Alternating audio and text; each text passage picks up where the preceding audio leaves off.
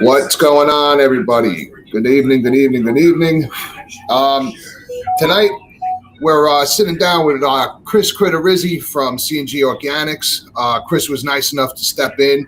Our planned show was Roots Organics. Gary, who runs Roots, came down with some wicked strep this week, so we've been trying to hold off to the last minute before we made the decision to, but Chris has been cool enough to be in the bullpen for me all week, and we called him into the game. So everybody, welcome Chris. If you guys know from Facebook, you know Chris already. He's popularized a phenomenal product through his social medias, HydroBio. He's got one of the best hard-hitting teas on the market. It's just the C&G Organic teas. He makes these to order.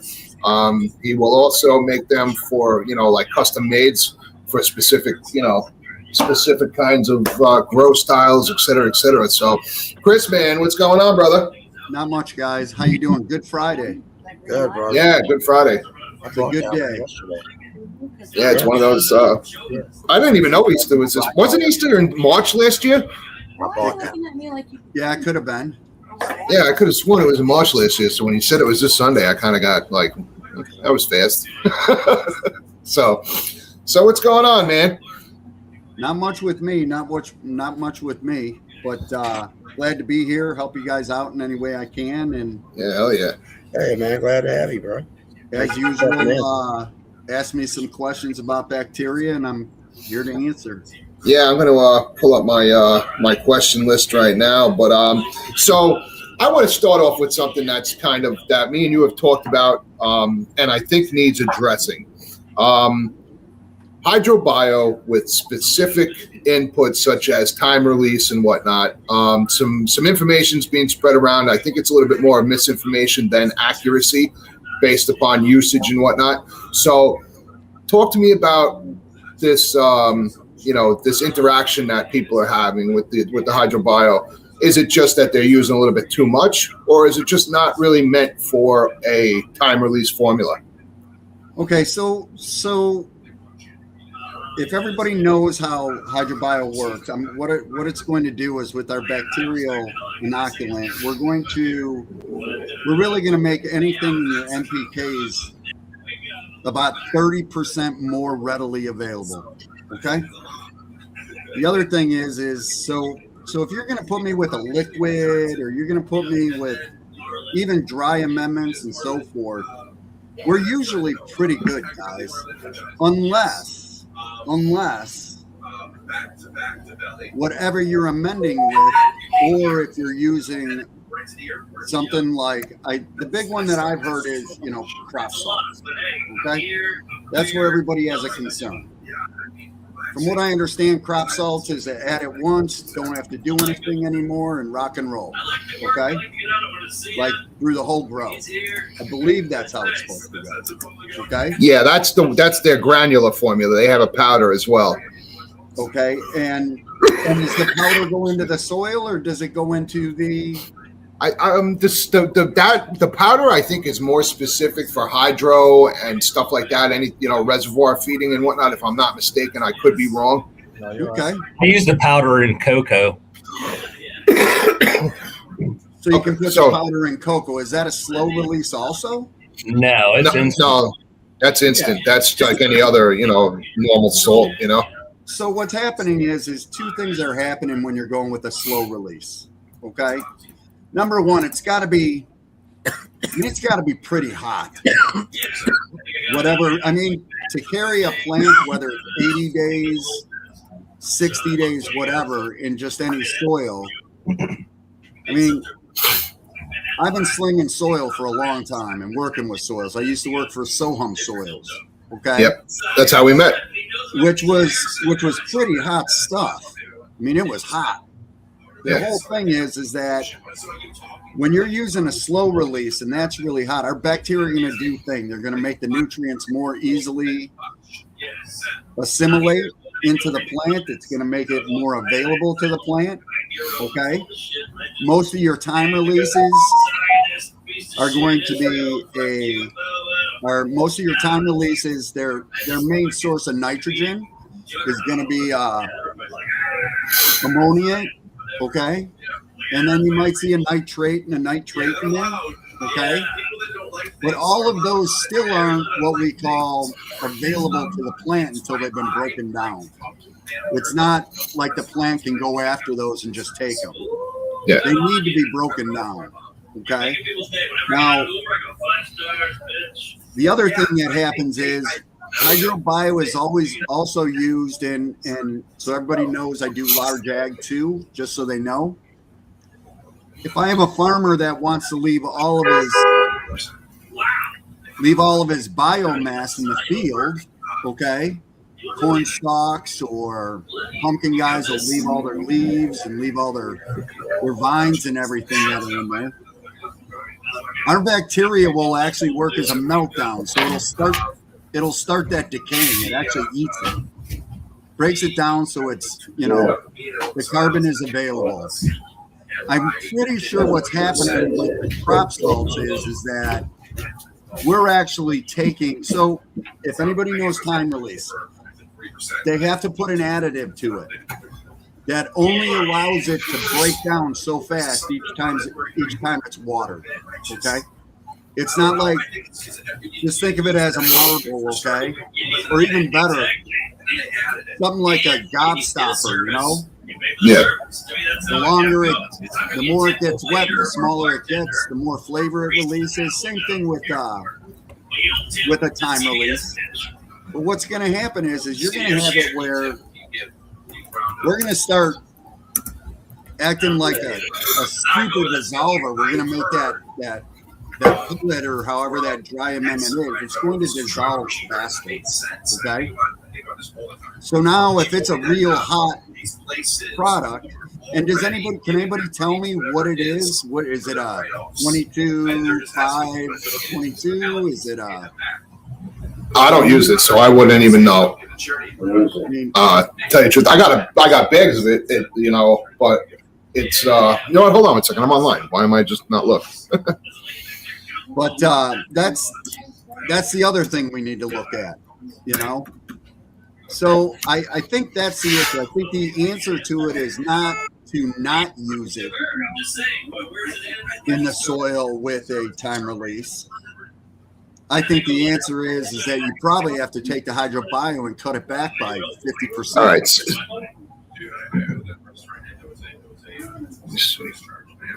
Keep going, Chris. I'm on their page right now trying to find it. So what I'm saying is I think we need to just back the hydrobio off in the drench. So all right. So you have veg A is let's say 31716. What the hell does that say? Well, I mean, I got to stay, Chris, man. All right, 31716. You've got a 31716 veg A, veg B 1400, and then you have. Oh wait, that's the other shit. That's the regular one. Hold on, the granular. Hold on, sorry guys. Go ahead, Chuck. I'm sorry to cut you off. Oh no, bro, you're good. I'm just saying, man, the hydrobio is doing really great with the Athena. I'm really got to okay. Is pretty freaking awesome right now. Granular is 8410. 8410. Yes, sir. That's the makeup of it. Okay. I mean, it's nothing stupid, but nothing hot. It's nothing but stupid, but I'm sure they got chelators and something in there. Yeah. And we're acting as a chelator too. You have to understand that.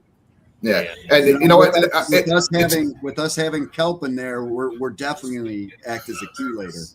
With that high of a thing, I mean, it's not even that high, but when you're releasing all that at once, you know what I mean? It's definitely going to spice up your mix. You know what I mean? I'll be honest. Has anybody showed a picture of what their plants did? Did we kill them? Did we tip burn them? Did we? I don't even know. All we've heard is, all we've heard is annihilated. Bob's Well, I the mean, one I got did up see a and couple of the ones that a couple people in local groups had that I mean they just yellowed. It was kind of weird, and I think See, that's what's honestly I think there was stuff that was building up in that were using soil.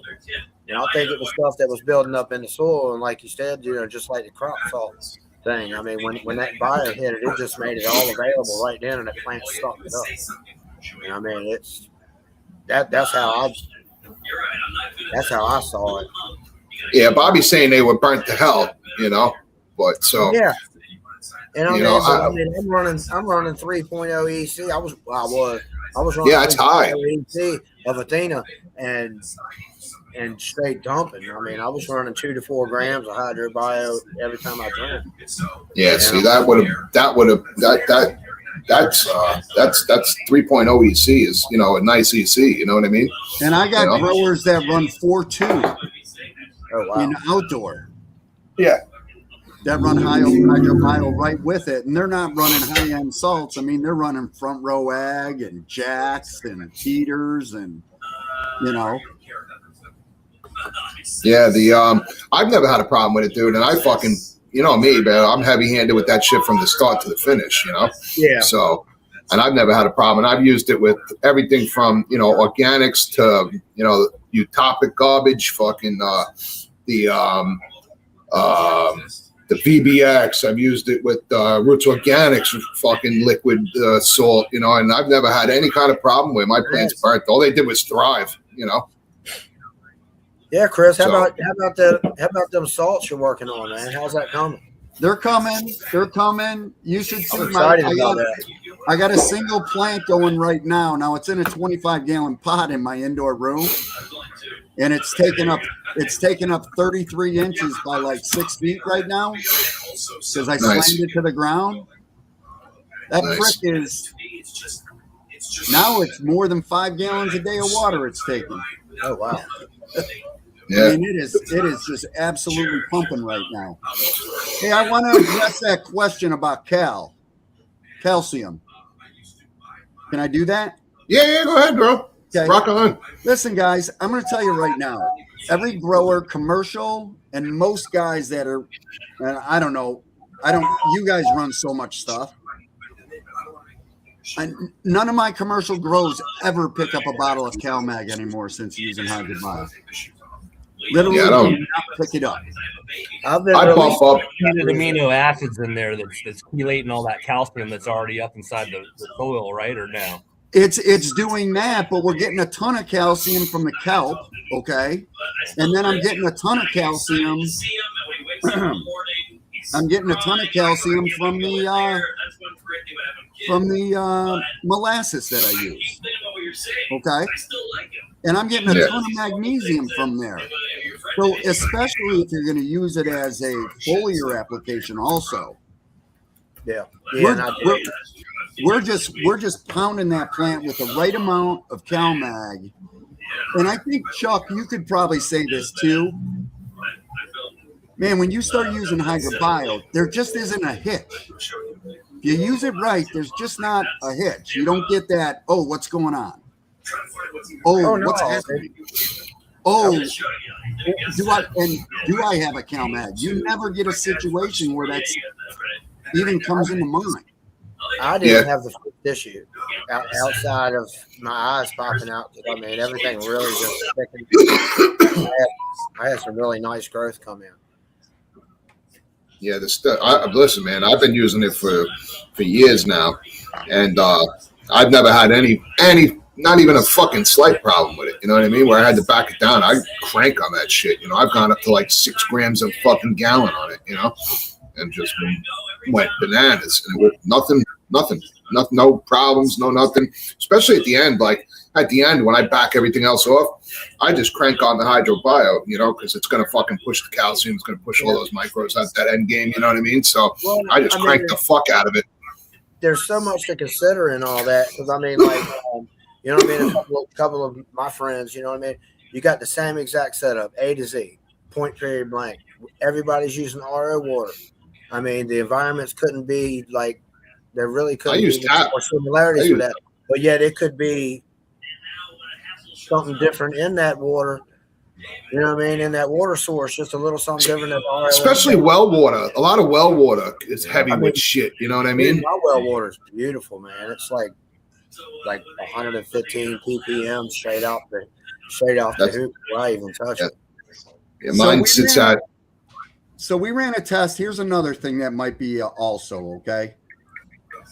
Everybody, and this is something you have to know when you're using a very good biological within your grow, okay? Especially hydrobio, okay? You have to understand hydrobio is what's called pH fixing, okay? I can take a soil that sits like an 8.9 or one that sits at a 5.3. I don't care, okay? And I can have water the same way. If you put hydrobio into that mix, 6 hours later, you will be sitting at 7. If you're mixing it with your salts, okay, I'm sorry, 6 hours after you pH down to get to 6.2, it's going to be at 7 again. And everybody starts freaking out. The reason we're so low in our pH is because we're trying to get the plants to basically pull a potato through a straw when you use salts. The molecules are so big. When hydrobio comes into the mix, all it's doing is eating molecules and shitting them out. Eat them, shit them out. Every time they shit them out, they get smaller and smaller and smaller. More uptake. So we aren't so critical on our pH with our salts. Okay? It's also going to pH fix right at the root tips. Okay? So that's something you have to keep in mind when using a true bacterial inoculant, okay? And salts. It's a fact of what is going to happen. I mean, there's a lot of that stuff that's in there. I mean, the microbes and this and that, the calcium, pushing all that calcium, forcing calcium up. It's just like layers of buffer too. You know what I mean? Like that you're going to get from the hydrobio, I would assume, right? Yeah, you are getting a buffer, but it really comes down to. I mean, no different than a farmer in the field. He could have the highest amount of, phosphorus in his soil, or you could be dumping tons of phosphorus in the soil, and it will not be available to that plant.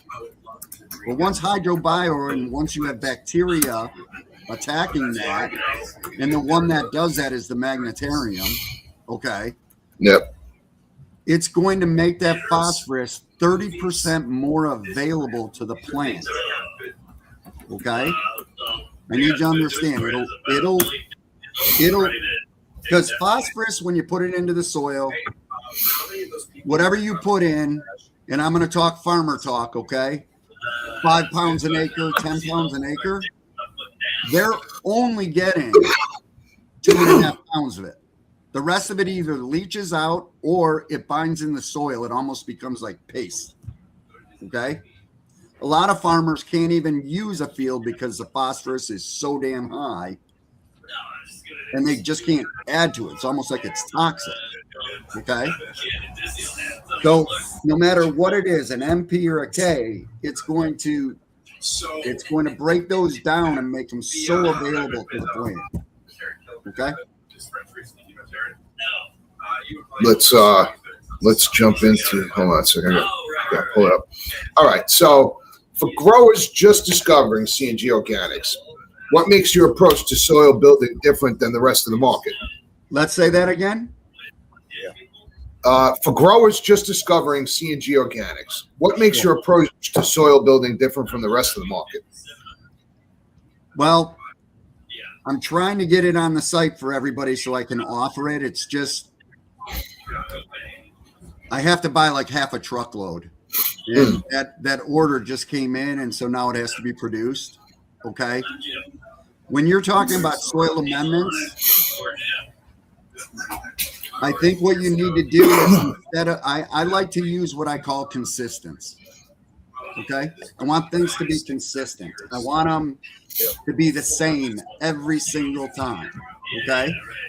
No different than the guy who's making his own labs. And yes, they're great. Okay.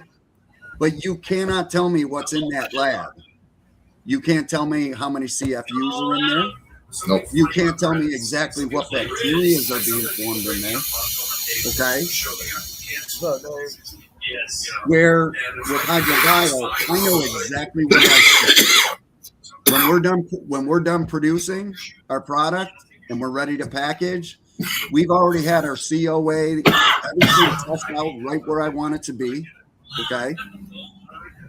And so it's consistent. Same with soil amendments. I like using protein based. Okay. When I say protein based, that means I'm looking for a plant. I'm looking for, you could say, a BAC 102. Okay. I'm looking for things that are proteins, which easy for me to break down. Okay. And easy for the plant to uptake or for them to assimilate to the plant also. Okay. Plus, each protein that you use, whether you're using a kelp meal, even if you're using, crab meal, it doesn't matter what as long as we're protein based, our bacteria is going to break that down and just make it available to plants. When you start putting salts and stuff in, it's not a belief for me. You guys got to understand, I used to do 100% organic, but since I write SOPs for commercial growers, they send me all their nutrient packages. They send me the seeds they want to run. They do everything. And I do a run with them, and I build an SOP, what works best, what do I think works best. Usually takes about 2 grows. And once we get that dialed in, then I give that to the owner. So I run with salts a lot more than I used to. Otherwise, I was 100% organic, guys. My soils, when I run full organic, I'm running 2,800 parts per million in my soil. I have no hesitation in doing that because I'm running hydrobio with it. I mean, it's nice. You get that hot, but it's only because it's protein based. I can do that. Yeah, that's a pain. That's nice because you can just beat you can just literally drive. You know what I mean? That's all I do. But I'll be honest, I've switched a lot more even on my own using salt based. I was using a certain brand that I really like. It's a super clean salt. And I'll be honest, I stole it. I mean, that was my formula. That's what I wanted. I liked what they had and everything. So I basically engineered it so we could make our own. Nice. Let's talk about the tea line. Yes, sir. So anybody out there who doesn't know, there's a 7-part, right? I'm not saying, 7-part tea line with an 8th part, the hardener. Let's break it down kind of a little bit, because the veg, very important what's going on. The rotation of them and whatnot's very important and whatnot. Let's go through an overview of it because a lot of people ask, like I've been in, DM'd and stuff and whatnot. I just want everybody to know, what's the goal, the focus, what's different. You know what I mean? Absolutely. Give me 1 second, please. There goes number 1. What happened? I said the one fell. The one fell over. It poured out on the floor. It's a defect. Fucking bad cap. Crazy. Turn my TV down. I ain't got no TV on. That's the fucking Mexicans playing cucaracha shit outside. Nah, somebody got a TV on. That's the fucking Mexicans. I'm telling you, bro. You don't hear that shit? I hear I that. sent you but the same somebody got message a on the TV private chat, Dave. I said, turn your TV down, you hump. You really think there's somebody must have a TV on? Because unless it's the Mexicans fucking playing that fucking shit that makes you nervous. Walking to the store, you're fucking jittering, you know. But All right, guys, anyway. I'm going to go through these real quick, okay? So our teas are a blend of individual inputs, okay? So I produce just a flat out, just a veg input, a flour input. I produce a Brix, I produce a hardener, okay? And, you know, biochar, amino acids, all of that I produce as a standalone. I do not offer those in the marketplace, okay? I just don't. I don't want that many SKUs. It's not what I want to do. But what I do is I blend all or a portion of these into each tea packet. Okay. So when we get into our veg inputs, you know, I'm looking with that. You're going to get a fast root development. You're going to get a real nice biomass growth. Okay. Yeah. We're gonna give you all the essential macros, micronutrients in there. Now, our teas do contain a mycorrhiza in it, along with more beneficials above and beyond hydrobio. Okay. We also have biochar in it. And Dave, you see every single tea basically has a biochar in it. You see it, you know. It's the one thing you notice right away when you open it, you know. So I don't put biochar in. A lot of people would put biochar in for a carbon. Okay. I do not put it in for a carbon because it's a long carbon. For you to truly get carbon out of biochar, you're talking 20, 30, 40 years in the soil before it'll break down to what we call a short carbon instead of a long carbon.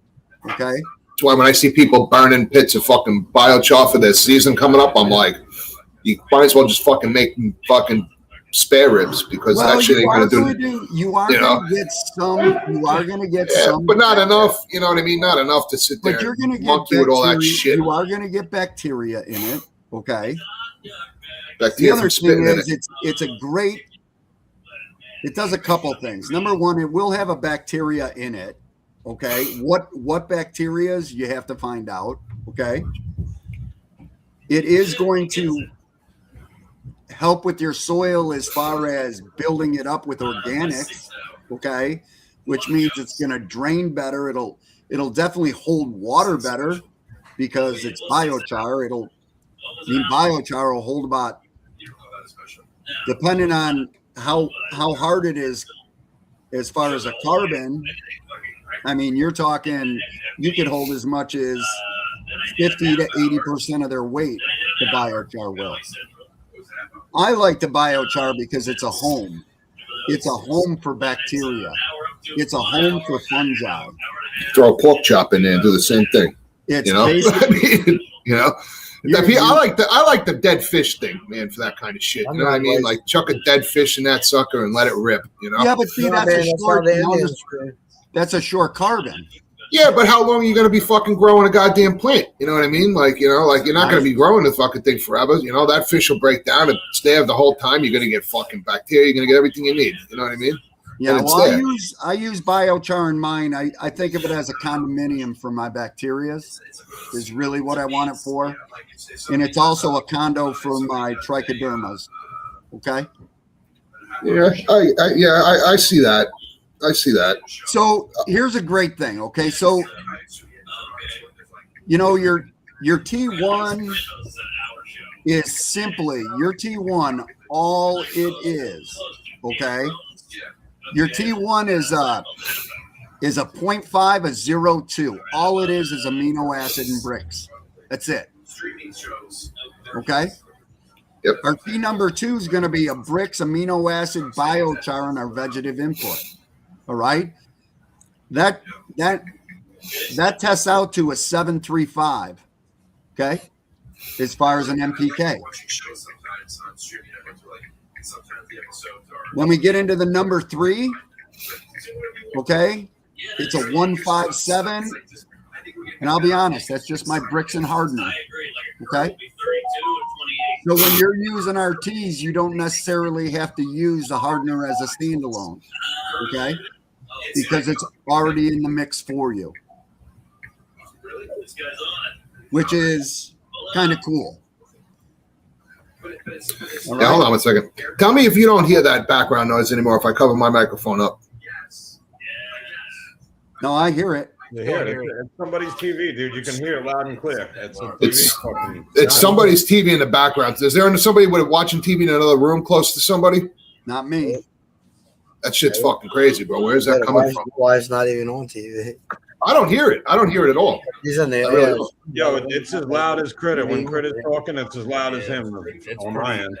That don't make no sense, dude. What is going on? And it's definitely you. Can you hear me talking right now or no? Yeah. Clear, but it's definitely someone watching a TV. You can hear what's going on. I think I know what it is. Hold on. Trying to listen to it to see what it is.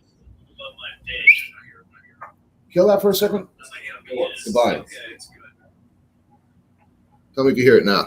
Gone. No, It's gone. I'm getting overlap from your fucking phone. There we go. Problem solved. Bro, that shit's, you can't barely even hear it. Like literally, it's like this. It's like, my blood. It's pretty annoying. It's hard to hear. Yeah. So on the teas, I'm explaining you what each one are, and each one you're going to find. Number 4. Sorry, guys. Number 4 is when we really get into flour. So you only have 3 teas during veg. Okay. They alternate back and forth. Number 3 is only used the week before you flip. Wait, what's the importance of why are you rotating like that with these teas? Why? What's the, you know how you go 1 2 1 2 1 2 like or whatever, and then 3 to the flip and whatnot? What's the importance of that? Because if you ever altering? look at our inputs, as far as when you actually get one of my teas, okay, it's chunky, right? Yep. Anybody who uses it, it's chunky. It's not like it's a bunch of powders. I mean, it's number 1 is number one's powdery. Number 1's powdery. This is number 1. But you can see. And right. so that's number 1. It's still got a little chunk in it. I want to add amino acids every other because I don't have to do it every time. Okay. I'm actually doing it every time, but I don't need to add my veg inputs or biochar every single time. So here's number 2. That we feed. You can see how nice and chunky it is. I mean, it's chunky. Yeah. See all those nice chunks of charcoal in there? Granular shit. Yeah. And so I alternate them because, well, I don't know what else to say, guys. It took me 5 years before I ever offered it. Okay.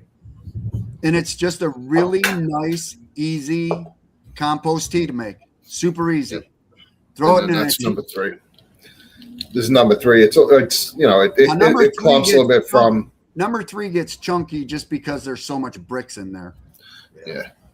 Lots. Well, I mean, I'm probably a cocoa grower for life, man. I mean, how do they do in cocoa growers? You can actually put it right on top of your cocoa. It's not going to hurt it. As long as if you top water, every time you water, it's going to go in. And to be honest with you, you're using it as a tea. So most guys will take this. They'll take HydroBio and then the recommended tea dosage. Now, Dave, show them how little you need of that. Of what? Of these? How many grams? Couple grams. The number one, 4 grams a gallon. Number 2, 5. And you can get away with less or more if you want to. Like me, I'll push them. I push them pretty hard with this stuff. So I've doubled up at times. Like if I got a real aggressive plant and I know it's going to take it, or maybe I see like I'll open up my res and I'll see maybe like 1 or 2 of those little fucking gnat larvae or something fucking there. I'll start fucking up in my bricks a little harder, you know what I mean? Stuff like that, just so the fucking plant has more of a robust defense, you know? But you can push this shit pretty hard and the plant will respond, dude. Like, it's not, it's almost like, no bullshit. Once it gets going, dude, it starts to act like you're fucking with a salt, like, in a way, to me, at least, you know? It's just bong, bong, and it starts fucking cranking out, you know? And if anybody is friends or knows, what the fuck's his name? Bobby Hoskins on Facebook. Everything in his tent, I think right now, he grew with the C&G. Granted, he did have a pest issue and whatnot, but if you want to see how a fucking plant will react to this stuff, he had a little stretch issue because of his lights, don't get me wrong, but this stuff will produce a fucking monster. Last run, he had a 2.5 pound plant running C&G organic fucking tea. So, and that's indoor in a fucking tent with a light. You know what I mean? That's not bad for a fucking organic tea, bro. That's you know? I got and a guy who's on his like third or fourth fucking run ever, you know? So that's using the organic tea straight in. Straight up tea, dude. Straight up tea. So you're gonna get yourself a tea bag or whatever. And now if you're running a soil, I wouldn't use a tea bag. Okay. I never use a tea bag because I want those bits and little nuggets in there, man. You know, bits and nuggets every now and then I'll do one of these to the top, you know what I mean, and just feather it in, you know, and start working it back down into the plant a little bit, you know. But that stuff, I throw all that shit on top, you know. And the hell with that. If you can let that brew for a minimum 6 hours minimum, it's great if you can go 24 with the hydrobio. I'm going to tell you right now, it's going to have such a head on it. When you go to I'm talking we're like talking a beer. We're talking not just small little foamy stuff. We're talking bubbles that are 3 inches, 4 inches. Yeah. Big old bubbles. Yeah, you'll see some what do you call it with that shit, man. You know, you just poured a frothy one out of the tap. You know, just straight, wide open. You know, that beefy head that blow it right off the top. Yeah. Drink it real quick and hand it back to the bartender. Be like, fucking, get a fucking half a glass for free. One of those. Hey, I got a question. And then we run tea number 4, 5, 6, and 7. Okay, 4 and 5 during flower. I'm just getting biochar and bricks in there with our flowering inputs. Okay, that's what I do. What's important is when you start the last 4 weeks, okay, the last 4 weeks of the grow, you want to run number 6 and 7. Yep. There is a shit ton of hardener in there. Okay. I actually, I have it taped. I'm not going to open it. It's number 7 because of what do you call it? But I cracked the fucking thing. Well, actually, the mailman cracked it on me. But you can see all that granular in there. You know, like in the where it's falling out. When you get into those last 4 weeks of the grow, you use 6 and 7. I'm telling I start you, throwing hardener in there. I start throwing the hardener in there if you want. I start throwing more hardener on top. The hardener is nice, dude. Look how fucking fine this shit is. It's like graphite. You see it? Just atomized like that into the. It's just literally fine like graphite. It's unbelievable. Hey, Critter, I got a question for you. Hit me up. With using cocoa, I'm just my first time here fucking around trying it out. But the guys, from what I understand, when you use salts with cocoa, they say that the salt rises to the top of the cocoa. So would that affect anything if you're trying to hit it over the head with the hydrobio or with the teas over the top with all that salt that rises to the top? How can that happen? Never heard of that. Yeah, I seen it a bunch. That when guys are done harvesting, they got a thick layer of salt across the top of the cocoa. That's fucking weird. I've never seen that. But I'll tell you right now, if you use hydrobio, I mean, even if you use hydrobio in a tank or if you use hydrobio in a mixing tank, I'm telling you right now, our product just chews the shit out of salts. Yeah, I was gonna say you shouldn't have anything, man. That's what I did to clean my system. I fucking ran the hydrobio through it for like 2 hours just on a complete loop, and fucking came back, and the fucking reservoir on the bottom was just fucking whatever snot was in there was on the bottom of the res, And I was like, nice. Went back into the pipes just to check them, and all the pipes were clear as a motherfucker. You know, so. Chuck. Yeah.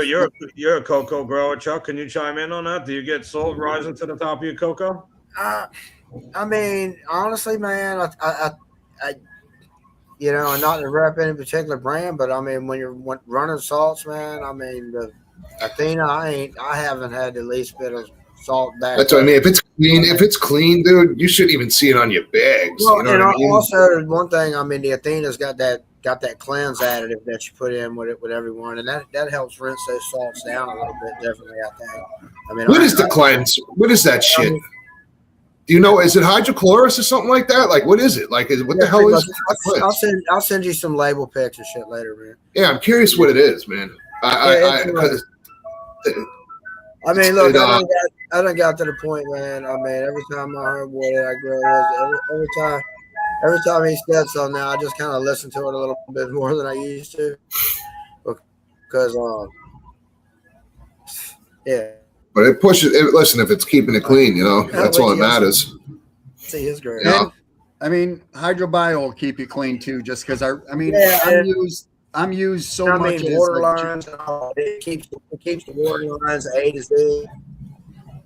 Chris, is there a certain size down to like on like, you know how like some of these systems have like the emitters and stuff like that, like mine being an aeroponic system and stuff? Is there anywhere like where that you would stop? Like as far as like the width of the emitter, you know, like some of them get so fucking small, it don't matter, right? It really shouldn't matter, guys. It should not matter if okay. Yes, I'm going to continue to claim I'm 100% water soluble, because when you're talking humics, yes, I'm 100% water soluble. You will get residues though, okay? You'll get some small residues, not a big gloppy mess at the bottom of your tank, not where we're going to start clogging shit up, okay? But if you are concerned about it, and to be honest, most reservoirs in the commercial always have what they call a dead spot in the tank, which is below the outlet. So any sediment, it'll always settle in the bottom and never goes through the system. But I got commercial growers that run it through their lines and through all their drippers and everything, and even through foggers, and never run into an issue where it clogs up. Yes, that's great. I hear about it clogging up is if someone really tries to get the product. So obviously my commercial guys, a lot of them, all of them are using injectors. Okay. So when they mix up HydroBio in a gallon, they might be putting 50 grams in it. You understand? Per gallon. And then that gets injected through the system. But that should keep the lines clean, man. That's great. I really don't see any issues. And Dave, let's be honest. If you're running a hydro system, I mean, guys, there's no reason you can't cut back even further to like 0.2, 0.1 HydroBio. Just use it as a microdose. Yeah, you know what? I actually like that idea. You know what I'm saying? You get better efficacy using like a yucca extract or like a water wetter with the HydroBio? None needed. None needed. And the reason why is, and you want me to get into that? Yeah, go right ahead, dude. Okay, guys. HydroBio. Get into the whole importance of with this shit when you're doing the foliars too, man. You know, like how it affects the meso, everything, dude. That's why our foliar works so well. So everybody has to know we're biofermented. So we take our product where most of your companies with bacterias, okay, and most of the companies that are soil conditioners or even a biofungicide, okay, they're blenders, guys. They blend, okay? They grab everything that I have. I mean, I don't hide anything on our label. I mean, you could literally buy everything on my label separately. Go ahead and mix it together, okay? It's not going to work the same. What we do is we take not all the products that are in it, not all the ingredients, but most of them. We take those and we put it into a bioreactor. Okay. Now, bacteria is when they ferment. Okay. When they ferment, they run at a fairly high temperature. And the reason why is they're trying to produce as much bacteria as they can, as quick as they can. It's money. Do you understand? That's the best way to do it. Okay. But we do ours different. So most nutrient companies just blend. So they're taking part A, part B, D, all the parts. They mix it in water, they mix it in as a powder, or they do whatever they're going to do. Okay. And they're relying at once the product gets into the soil, that's when it's going to ferment together. That's when everything's going to ferment together. Okay. We make that all happen before it ever gets in the bottle. Nice. Always a bonus. I ferment. I basically do Mother Nature. Okay. And the reason I'm doing that, and I'm going to explain this with our fermentation process. The other thing about that's different is I run at a very cool temperature when I ferment. Okay. And I probably ferment 10 times longer than anybody else that ferments. Okay. There's a science behind it. Okay. I'm going to explain it in layman terms. Okay. If I put a clone in a room and I make it 95 degrees with 80% humidity, okay, that plant's going to grow like a nut, okay? It's going to get tall. It might fill out. The problem is the structure itself is weak. Got it? It's just like, it's just weak. Where if you were to grow at 75 degrees, 50% humidity, the plant might not get big and tall, but boy, that stem sure gets fat. Yeah. Oh, yeah. Okay. Any of the ancillaries that come off, they get nice and sturdy and solid.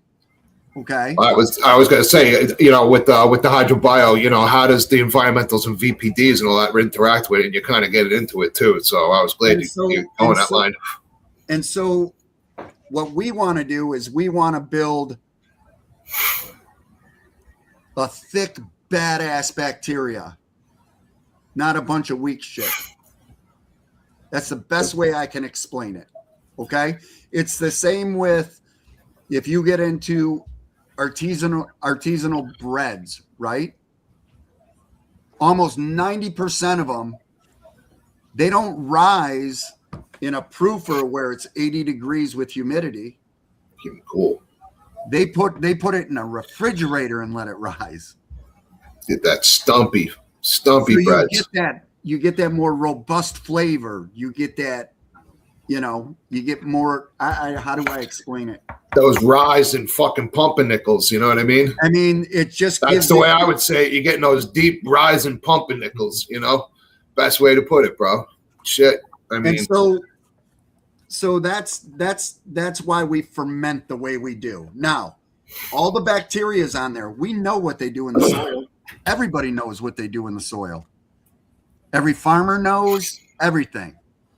But we pick those specific bacteria, okay, because I need them for what they do in the fermentation process. We're getting back to if you need an adjuvant now, okay, like a yucca or something like that, a wetting agent.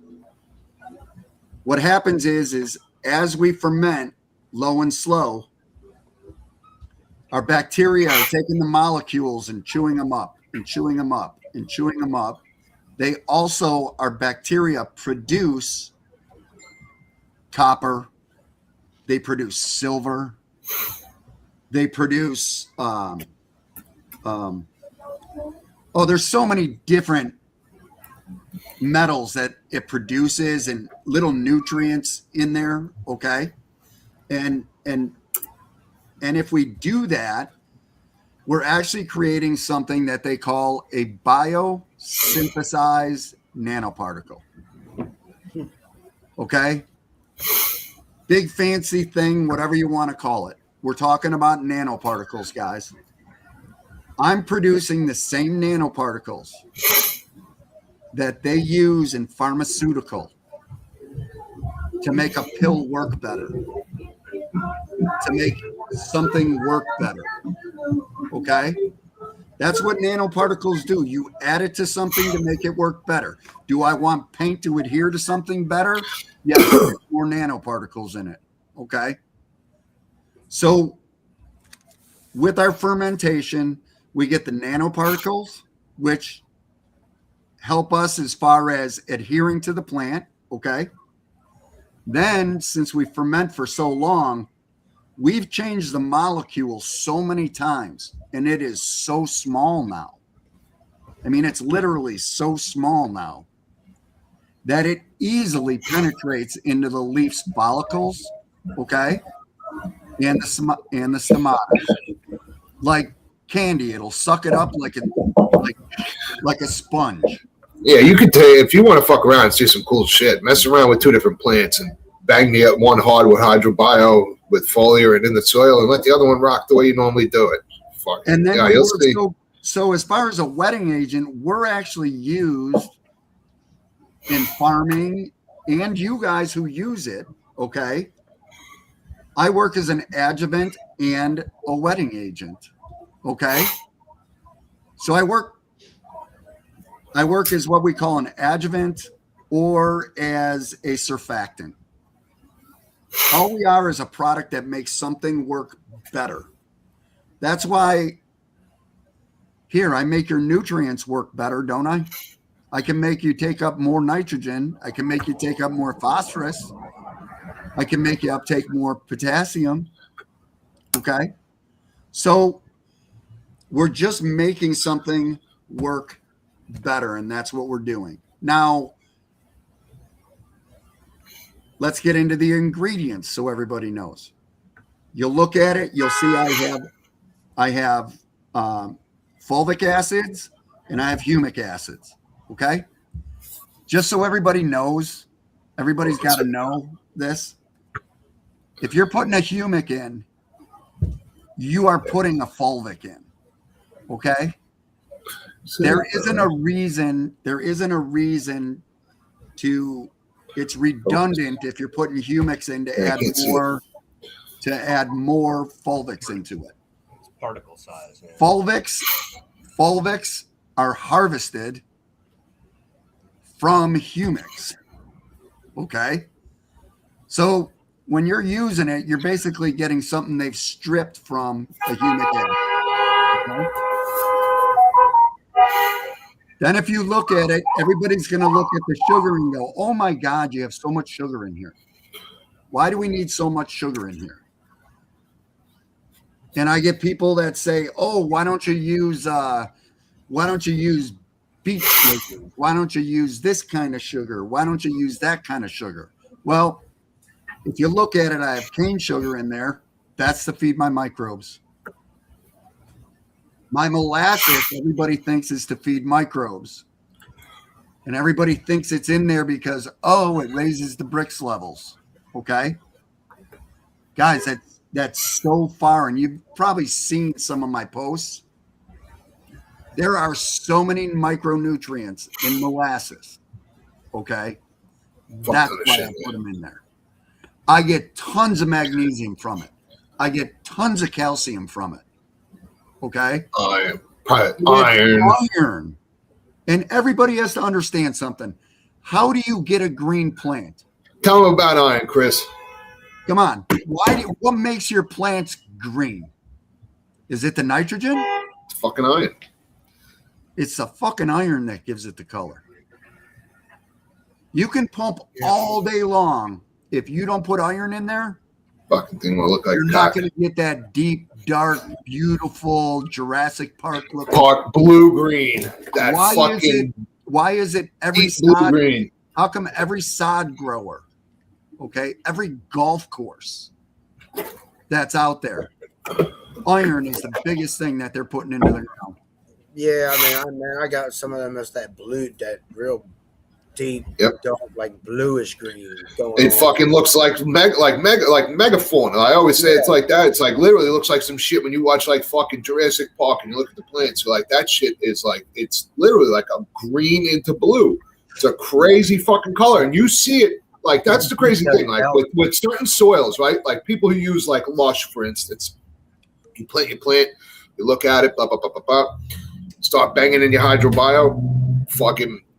The second you see that plant, that color turn on the leaves, you know everything's fucking rocking in that soil. It's just, and everything's kicking because it's just even with salts, you know, with the hydrobio, you bang that shit in there, you'll see that same organic look to the plant as if it was fucking grown in organics. It's crazy, you know.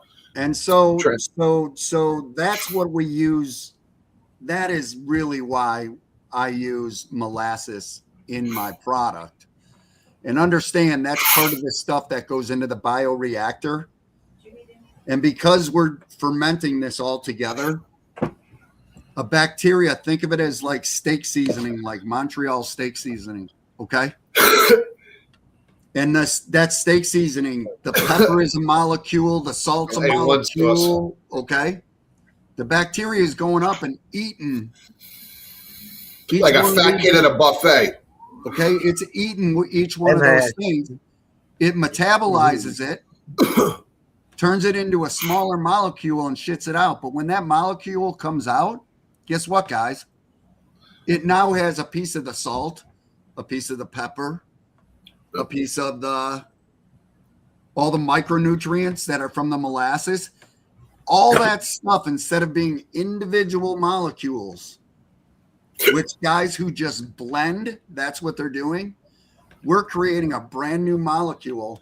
It's like taking a golf ball of all those little fucking dibbles in there and rolling it. You know what I mean? It just grabs up everything in those little holes. Taking everything that's larger molecules and shoving it into one smaller molecule. That's why we're so effective as a foliar application also. Hey Critter, what can you say to the guys that are into doing the hash, washing and everything? I hear a lot of people saying, I don't want anything on my plant tissue, blah blah blah. And so then they're not even looking at foliar spraying. Well, when do you foliar spray? Yeah, there you go. Yeah, right. Veg.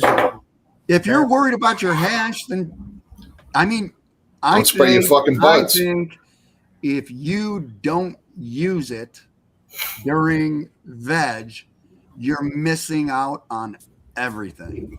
Missing out on great fucking oil and stuff, man. You know, like that. I've even heard complaints about leaf tissue. I don't want any residue on my leaf tissue. It's like just some fucking. But you're not getting bullshit. You're not getting residue. You have to understand, we are not an oil-based foliar spray like so many want.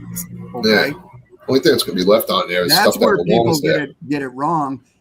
Most of your adjuvants or wetting agents, yucca, no, but most stuff, guys, if they're using just a wetting agent, it's an oil base, guys. It's all an oil base.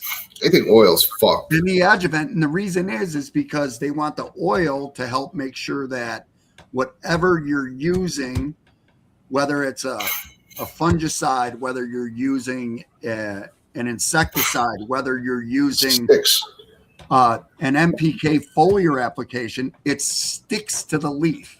That's what it's doing. And as it sticks to the leaf, it's clogging the cuticle. You know what I mean? Like it's just cuticle, but what it does to the stomata is ridiculous. Yeah, no, it just closes them up. It's like puckering up your asshole. You know, and even you guys that are using, peppermint oil, okay, or they're using all these botanical oils as insect repellent, okay, or as a fungicide.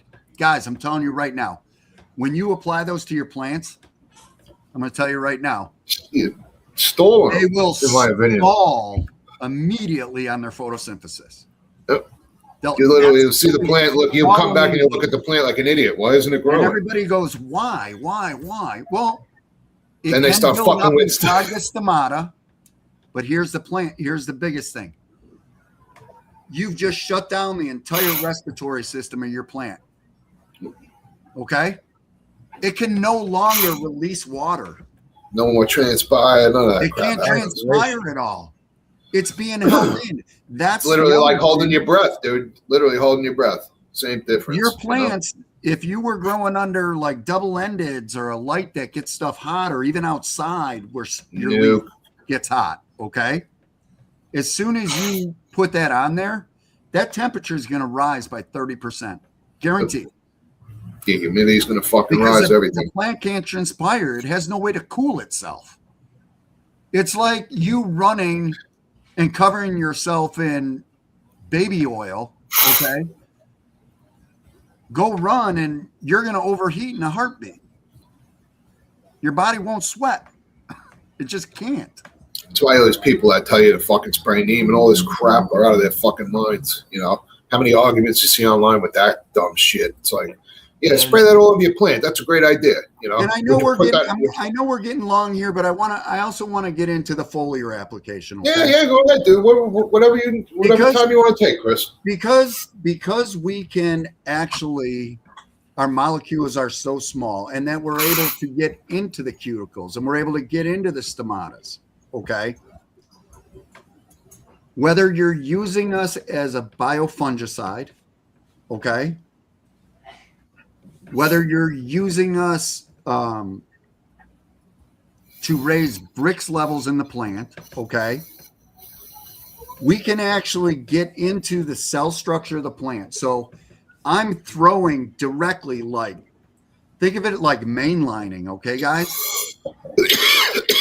My sugars will actually get into the cellular structure of your leaves, okay? And help your plants produce or photosynthesize 30% faster. Because now I'm not relying on the plant to make sugars, okay, to put it into the plant, okay, to help with the photosynthesis. And then the guys that push a ton of nitrogen, you get what's called nitrogen bloating, which you can't physically see. I can see it in pumpkins. I can see it in corn. The leaves will actually swell because there's so much nitrogen. Okay. That's crazy, right? Because there's not enough sugar to process it. Yeah. So it starts what they call bloating. Okay. By us injecting it right on the leaf surface, we're giving it the sugar it needs to photosynthesize everything real fast. And that's very important, guys, when you go to flip into flower, okay? When you flip into flower, okay, if you have a lot of nitrogen in there, the plant is confused right now. You're going to say, okay, I flipped the lights. And the plant's going to go, great, you flipped the lights. What am I supposed to do with this fucking nitrogen now? What do you want me to do with it? Do you want me to keep growing leaves, or do you want me to start building buds? It's literally confused. It actually fucks with the hormones in the plant. I mean, it actually fucks with it. You will see a 20 to 30% longer time in your flipping of your flower. Okay, if you have a nitrogen buildup, and I'm telling you right now, everybody does. But when you use HydroBio, you're using that nitrogen up like freaking lightning. That's why the first couple of weeks in flower is a great time, because you've cut back on your nitrogens, okay? You're up in your P and Ks. And so by us using it as a foliar, we're making sure that that nitrogen that's trapped in those cells Get used up. They can use it up faster. Now the plant isn't going, okay, nitrogen's gone. I know what I'm supposed to do now. I mean, like, let's talk about how it works as a fungicide as well. Because I mean, Personally, I mean, I read everything that you post and stuff a lot. So it's I pushed it, and I pushed my luck pretty good with my humidity and all that stuff through late veg and even through mid flower. And you know, I'm in here in midweek 8. Knock on wood, everything's just beautiful, and I feel like that contributed to it.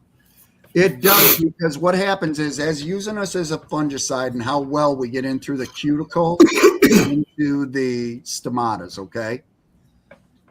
Our bacterias are going to attack any PMs, septoria, any of those spores. We're going to attack those, okay?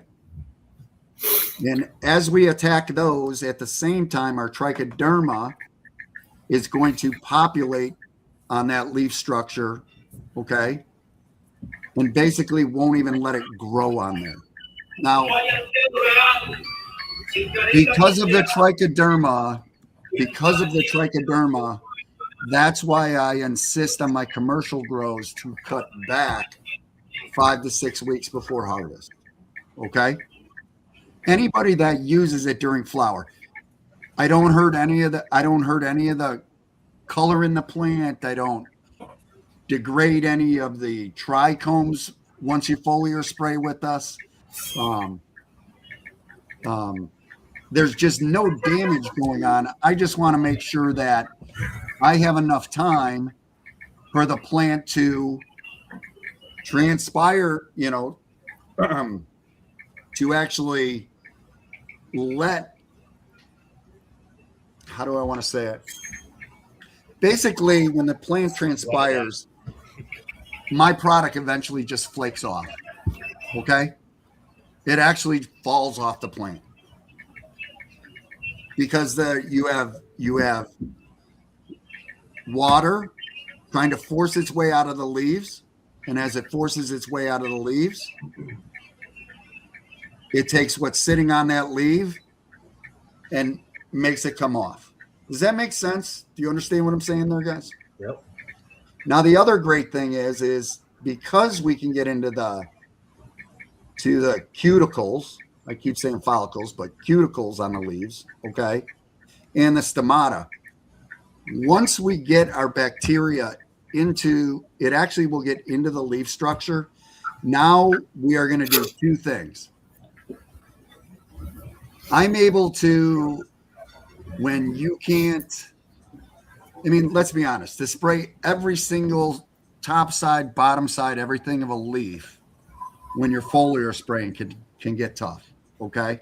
Yeah, won't do it. But if I can get in through the cuticles, okay, absorbed in, it will transfer to the bottom of the leaf. So we get better coverage that way. The big part is, though, we become systemic at that point. We've actually made the plant able to protect itself, okay? Where that last 4 or 5 weeks, or those last 6 weeks, the plant, first of all, is healthy enough, okay? The plant has a wax on the leaf, hydrobio. It looks like velvet almost when the leaves get right, okay? It's going to get that, because as your PMs or any of your fungi, when those spores hit, they basically throw out a taproot. They tap into the cell that's right there, and then there systemically it'll start spreading. Okay, that's how you get powdery mildew all over. It's not that it just sits on the top. It actually has to get into the plant. Basically, that's why it's such a bitch to get rid of. And in essence, it infects that plant, and then it grows and transfers to the other cells. Yeah. Okay. Hey, Chris, I want to get into something quick with you, because I know this is a peeve of yours. What do you think about people who back drive on the back end of like an organic grow instead of feeding through? What do you think about that? You're saying flushing? Yeah. Guys, I can show you report after report after report after report after report. Okay, it's all a belief system. Okay, It's a belief system.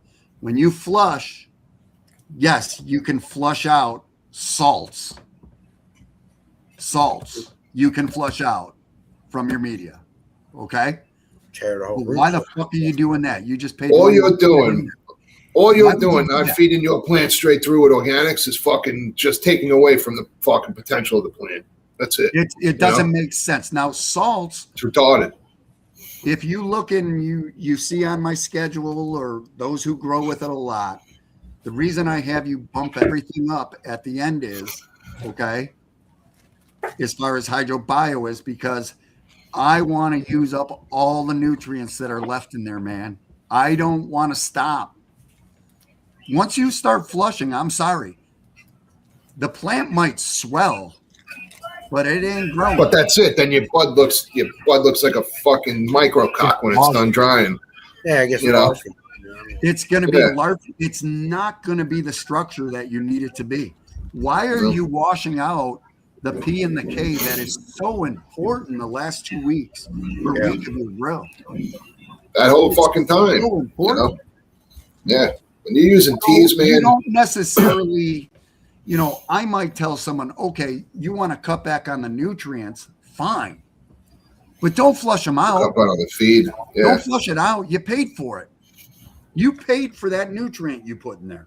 You'll see such a better. Why don't we go in, stop putting the nutrient in, don't wash it out, take hydrobio and use up every little freaking piece of that. And all those micros that Yeah. are fucking on the back end, all that micro shit that's coming from the, what do you call it, on the back end, the molasses and stuff like that, is just going to fucking pound into the fucking resins and oils and everything like that. You know what I mean? It's just going to be. And it's also going to cause the leaf structure, the leaf tissue to use up all the nitrogen that's in there, guys. Get that nice fade. Okay? That's the fade, not this starving fade. I hate that starving fade. Look at the beautiful fade. Yeah, it's yellow. It's Yeah. brown. It's fucking dying. Yeah. It shouldn't Yep. be a fade like that. It should be a nice, natural fade. When you see in nature, fucking, why do all those plants, all that color and shit like that, natural fade. You know what I mean? See a fucking plant that's dying. What does it do? If you fuck up your nutrients, right? And that plant is fucking dying, the tissue's dying, what does it do? It turns fucking light green, yellow, brown. It's fucking dying. You know what I mean? Like Let's if a be body's honest. rotten, It's a guy who flushes his leaves also tucks. They almost I knew it was coming. They basically, if you look at their leaves, they're transparent, is what they are. I mean, when Yeah, you really flicking. look at them, Yeah, Like it falls off. yeah, they're almost transparent. Where a natural fade, they're not transparent. They're just The leaf's robust. Yeah, the leaf's robust, beautiful still, That nice slow. Here's the Slow. other thing, guys. Turtle wins. Here's PM. So what does PM do to you? Right? Everybody's worried about, it's going to get into my bud. It's going to get into this. No, where you really should be worried is before you ever see the PM, and this is why you should always be proactive with a biofungicide, okay? Before you ever see it, it's there. Yep. When you physically see it, it's way there. Yep. Understand this. Yes, you can wash it off, okay, so that you don't see it. Yes, you can treat it with something to stop it. But every one of those spores has put a tap root into a cell, okay? Yep. It's gone forever. That sounds It's fucked. gone forever. When you see PM on your plant, you're already losing 20 to 30% of the plant's power to photosynthesize. Yep. It stops it in its track. So what happens is now the plant, And then people start Turns spraying around. oils on the fucking thing to try to kill that shit. You know what I mean? Like, and then it turns around, and guess what the plant does, especially in flower. It's going to try and produce more leaf structure re-veg itself almost. because it's looking for energy to produce the buds, the fruit. So it actually is expending energy on something you don't want it to. And you And the want it buds to straw up, concentrate on everything suffers. flower. It's no Everything different. suffers. It's no different in pumpkins and squash and tomatoes. It doesn't matter. When you get hit with PM, the plant, You're fucked. literally, it's Throw the thing in the garbage. Throw the thing in the fucking garbage. I don't even know why people fight that shit. You know, it's literally. well, Dave, You know, come on. Whoever wanted to? I threw them away, bro. I can't stand when that shit I happens. It understand. hasn't happened to me in You fucking grow forever a lot. because I'm not The guy retarded. The But guy growing you know. the first time that has the giant bud with all the stuff is going, oh, come on. Can I just smoke this? Come Yeah, on. can I? What if I spray it with neem oil? Yeah, go ahead. Smoke that shit. Fucking, you're too stupid to fucking survive anyway. You know, you might as well just smoke that shit at this point. I don't know, man. I look at it like some of the stuff that people do to plants. It's just literally like, you don't see fucking in nature nothing running around spraying fucking oil on itself. You know what I mean? Like, like it just doesn't make sense. Like if Mother Nature doesn't do it, why in the fuck would you do it to your plant? Like it don't. It's like it's just not being an idiot. Like seriously. Like I mean, if you don't think if Mother Nature knew that fucking spraying up plants with oil is going to be fucking good for it, it'd be some kind of bird flying all over, fucking spraying oil all over the fucking thing. Something, you know what I mean? Don't matter. Bugs spraying the shit, whatever. It would be given. It's not. It's just not. It's just Now the last. Look at me. If I covered myself with oil and ran out into the sun, I would burst into flames like a fucking vampire. You know what I mean? I Like bet you same look kind of difference, sexy, Dave. bro. With Listen, your man. with your Speedo on. A little bit of that action there with some fucking oil on it. I think if you go Have out all in the these- sun with no oil Have on, all you these can ladies burst into fucking flames, cackling too. big red. Here's the last thing we've been talking about. Look like I'm running down the block with two fucking number 2 erasers on my fucking chest. So we've been talking about a lot, and a lot of our guys grow inside. I want to let you guys know outdoor. Okay. I think we're going to have a record year this year. Hydrobio will be applied and soil drenched into. I have 2 orders coming up that'll finish it out. It'll be almost 2.5 million outdoor plants that'll be using. Oh, wow. Yeah, man, that shit's fucking dope as hell, bro. For real. Not for nothing, man. Like, I look at it like this.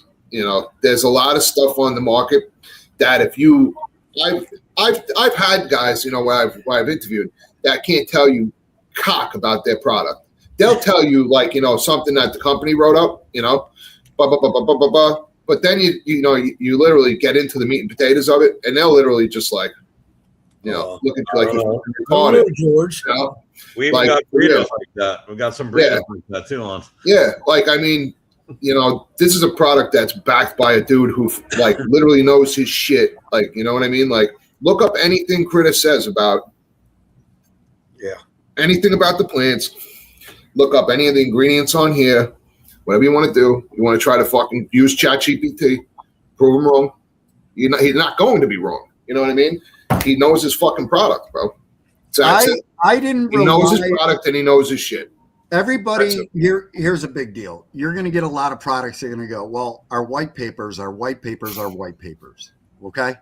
So a university looked at it. Okay.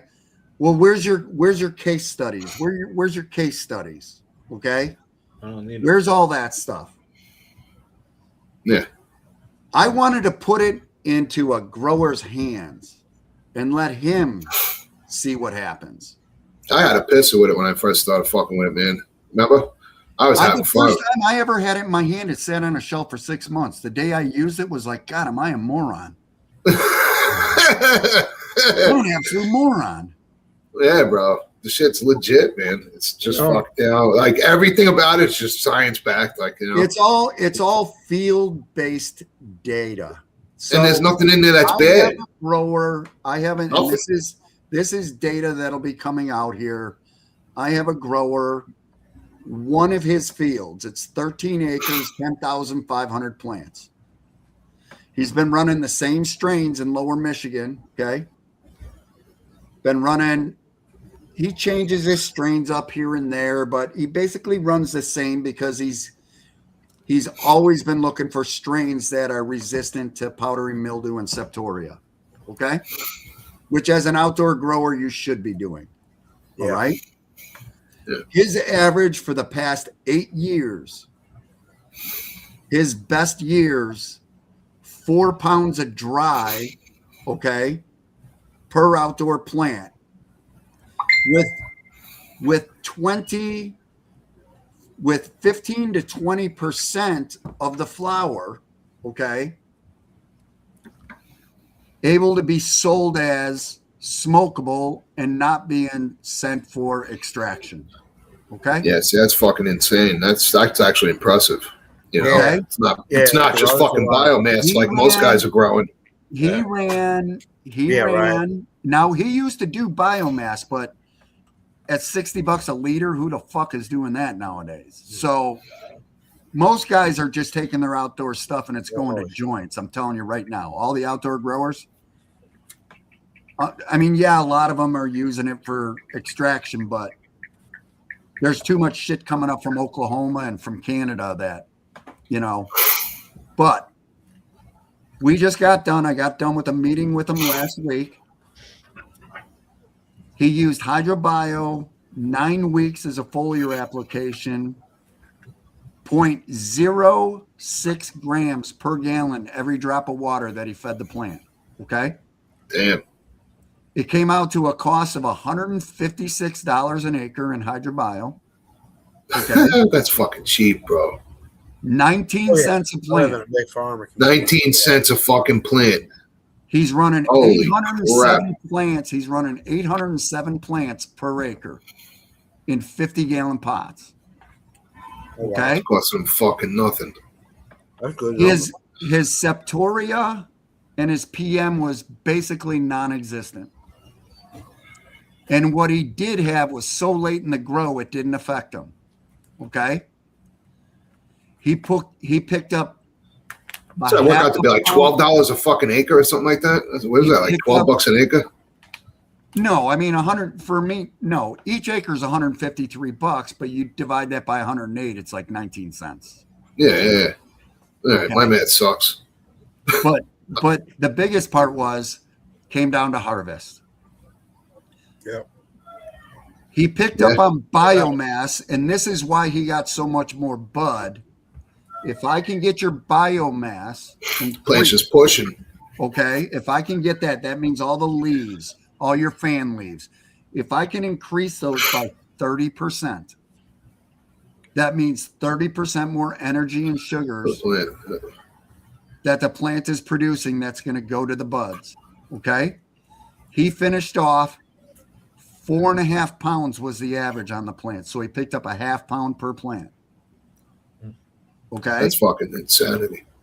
His sellable bud went to 35% instead of 15 to 20. And that's now you're talking about bud that would have sold for. Now you're talking about bud that you would have been selling for 120 or 160 a pound. It is now he's getting $220 a pound for it. Yeah, that's fucking great, dude. Are you kidding me? Okay.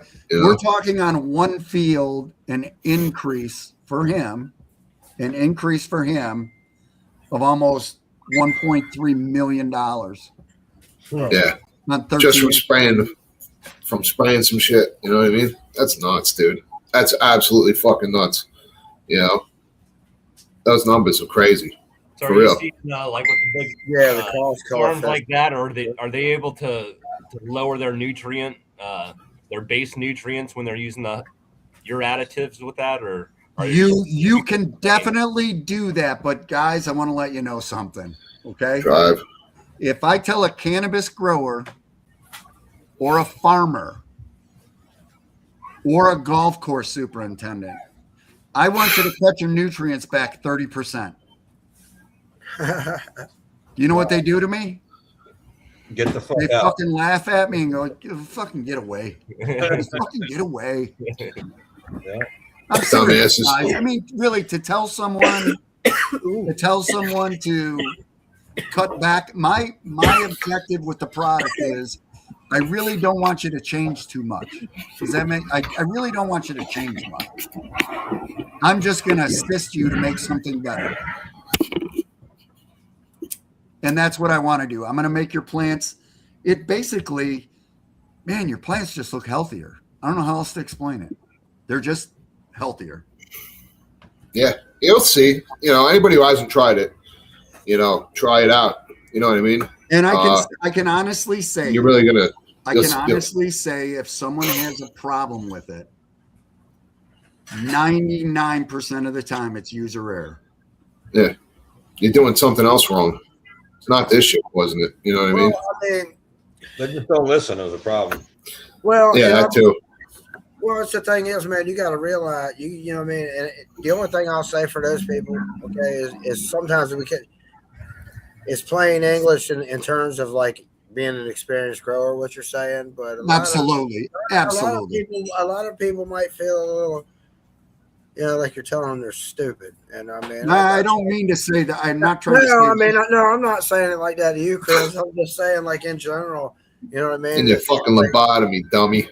You know? And we got a lot of new growers in there. Well, everybody understands definitely. And I mean, you do. If anybody doesn't understand anything, like, you know, if like you're really new and you really didn't understand some stuff, like, and you're watching tonight, you know, reach out and, you know, to Chris, me, whatever, we'll break it down for you. You know, like, it's simple, dude. Just trust the process of, you know, like, if you do go and buy this, what he tells you to do with it, just do it like he says. And dude, when have I not given out my personal cell phone? Every fucking time. I give it to people tonight. I can tell you right now, the problem is, Chris, is that you're intimidating. You're too smart and you know too much. And some people. I'm sorry. You got to dumb it down, you fucking lunatic. Honestly, I've had some feedback about, you know.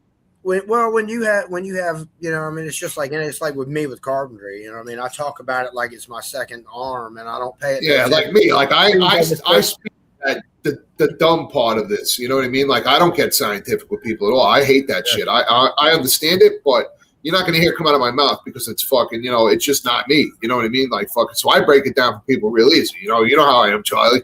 I tell them, like, fucking, like, it's like the choo-choo train going into the, you know, like, I'm literally like that with people, bro. I'm like, no bullshit. I swear to God, bro. Like, I will literally make it, take what Chris said and make you understand it. Yeah. And every person has a different way to understand it. And that's what I'm good at, is that part. But the fucking science part, nah.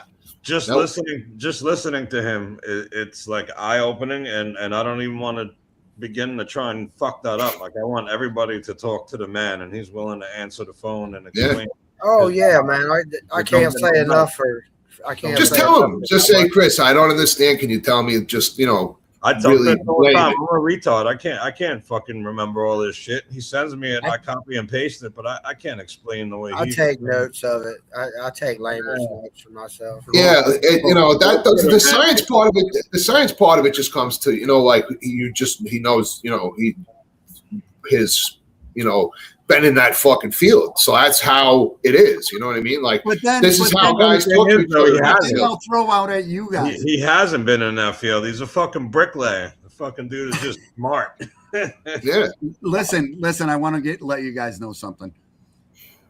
If you guys were talking about genetics today, I wouldn't have said a fucking word because I don't. Yeah, when I talk to him on the phone, bro, he hates it. He's like, I don't know what the fuck you're saying. He's talking to me. Yep. But see, bacteria and growing a healthy plant and nutrients, that interests me. Yeah. Yeah, Yeah, well, listen, I'm man. an all-around plant guy too, so I mean, and then the other thing is understand that's difficult for me is I run into a lot of guys that are very, very, very, very, very smart. Okay. And I'm dealing with agronomists and I'm dealing with guys that went to school for, Yeah, 5, fucking 6, 7 years. PhDs and fucking horticulture and stuff. I just it's insane. I was blessed in that on Wednesday, I got to get on a conference call with 9 gentlemen that grow giant pumpkins. 4 of them have either held or hold the world's record for the largest pumpkin ever grown.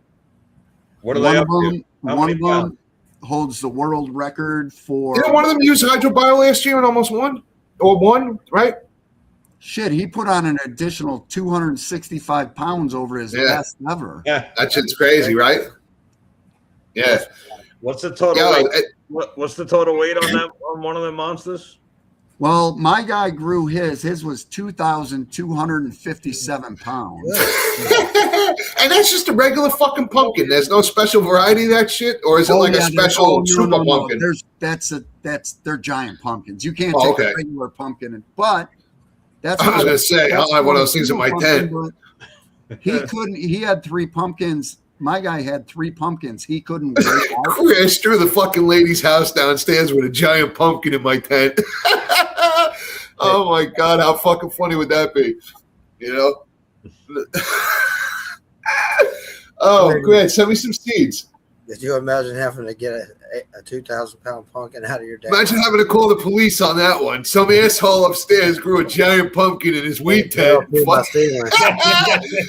it crashed down during Haitian fucking dinner. You know what I mean? I will tell you this. I will tell you this. The world record for a field pumpkin, which is a normal pumpkin you see at a store, the world record for that's 178 pounds. Wow. Really? That's a big fucking pumpkin, man. Because a 40-pound pumpkin's pretty fucking big. You know what I mean? Like my guy Dan, the Pumpkin Man, he had 2 field pumpkins that you can't weigh them if what they call is it's basically where the flower started. Okay. That splits, and if there's a split in there, it's disqualified. You can't use it. Okay. Really? He had 2 pumpkins that split on him a week before he went to weigh in. 200 and 210 pounds. Holy shit. Those are big ass fucking pumpkins. Man. Yeah, those big pumpkins float, don't they? Well, I'm sure they would. Yeah.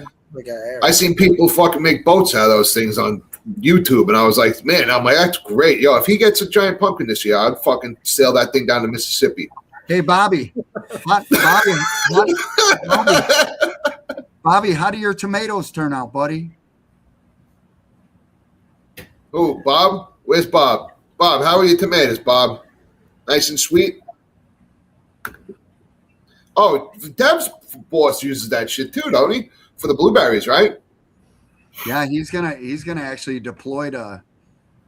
Yeah, he's very impressed by it. He went from because understand something, when you get into pumpkins and you get into squash and you get into cucumbers, it should get sweet, right? They deal with powdery mildew really bad. Oh, do they really? Oh my gosh! To get rid of it is it's a big deal. So even if you're a gardener,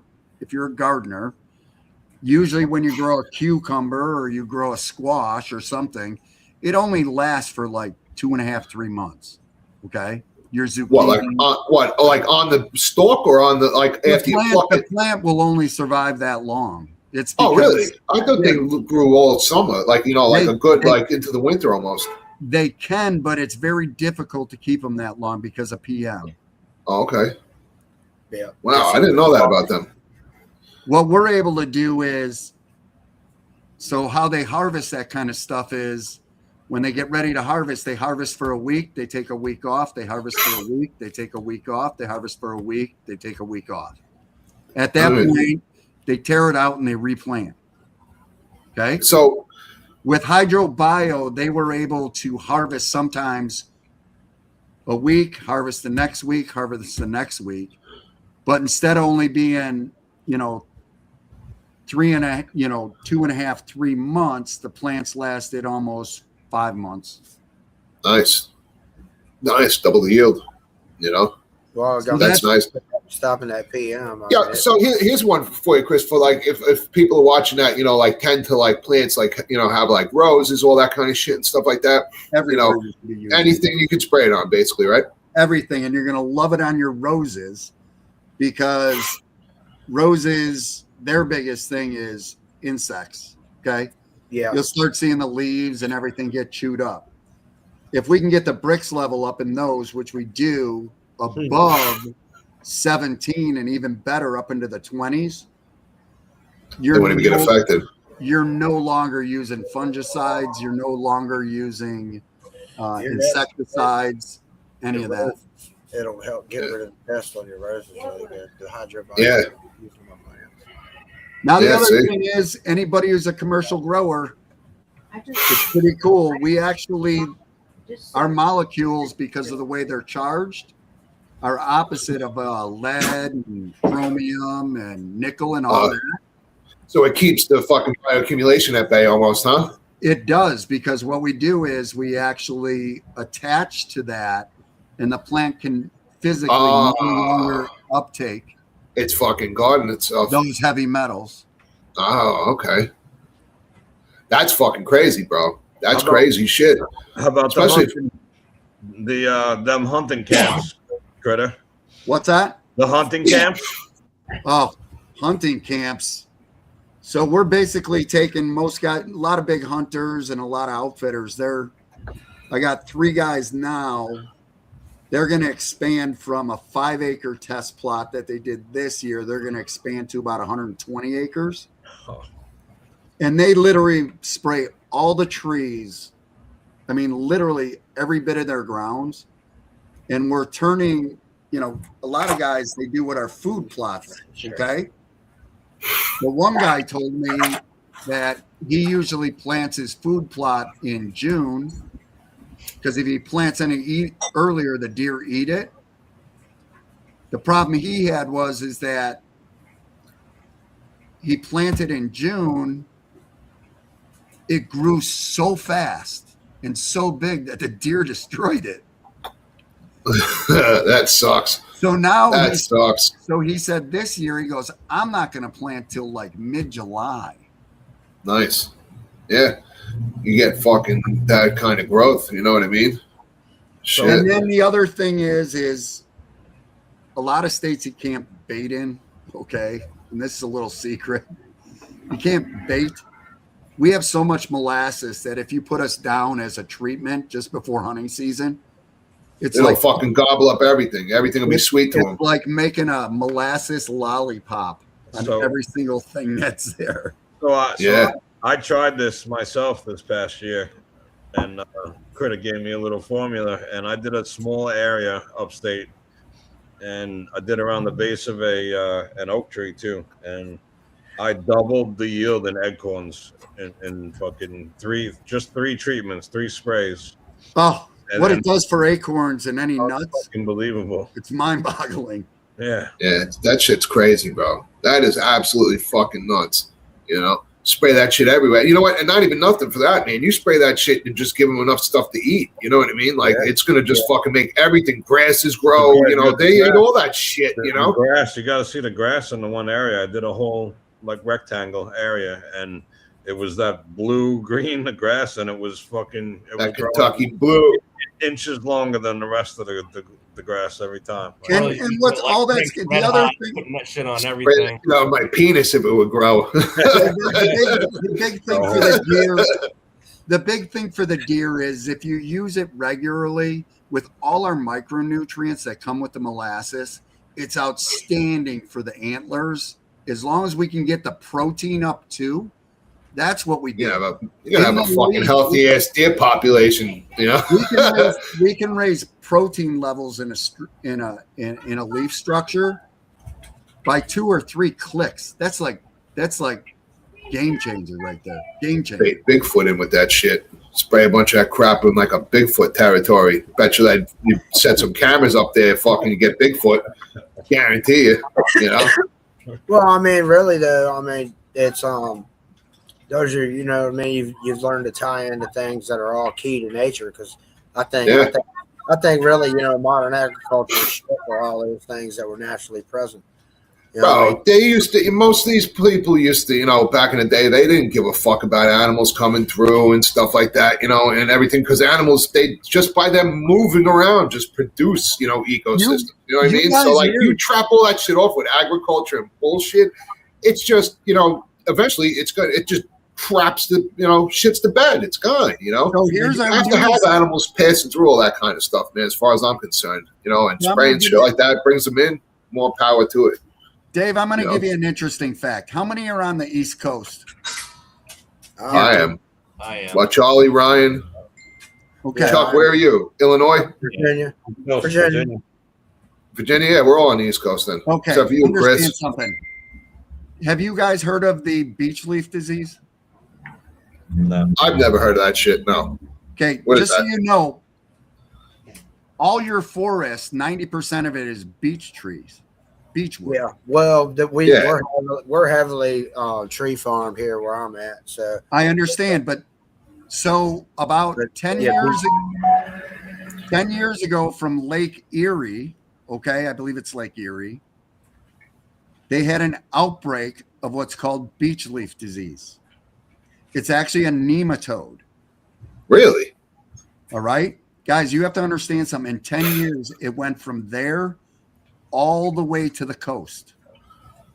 It's literally killing your forest. It all came, these nematodes all came because they imported Chinese beech trees. And people were putting them in their yards everywhere. Okay, landscapers like crazy. Guys, I want to let you know, literally, it's wiping out your forest all the way. Coming across. Really? So there's no new growth. Nothing can grow new. What it does is it affects, these nematodes affect the bud sets. So how a tree works is a tree has leaves on it, right? It drops its leaves. It starts making what's called bud sets. Yeah. Bud sets are where the new leaf is in there, and that's where it's going to come from the next year. Stops that. These nematodes actually climb in there and survive over the winter. it's like a cocoon. And that's their food source. They secrete an enzyme that breaks down the cellular walls in the plant.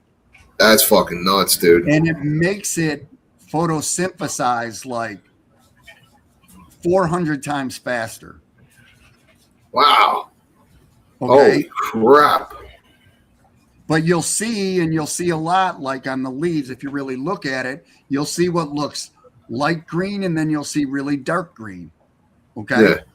And everybody thinks the light green is the bad and the dark green is good. It's actually the opposite way. Okay. And literally, if they don't get this under control, they'll lose all those forests in the next 8 years. Get the fuck out of here. Holy shit. Will that stuff kill it, Hydrobio? Will it work on it? We are doing tests right now. It has to be very special when you apply. So these nematodes only move during moisture time. During So like what, rain or something? Or like mist, like rain, morning dew, like that? Morning dew, rain, mist. Okay.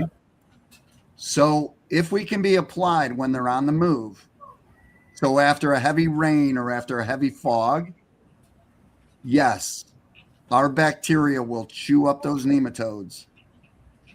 Nice.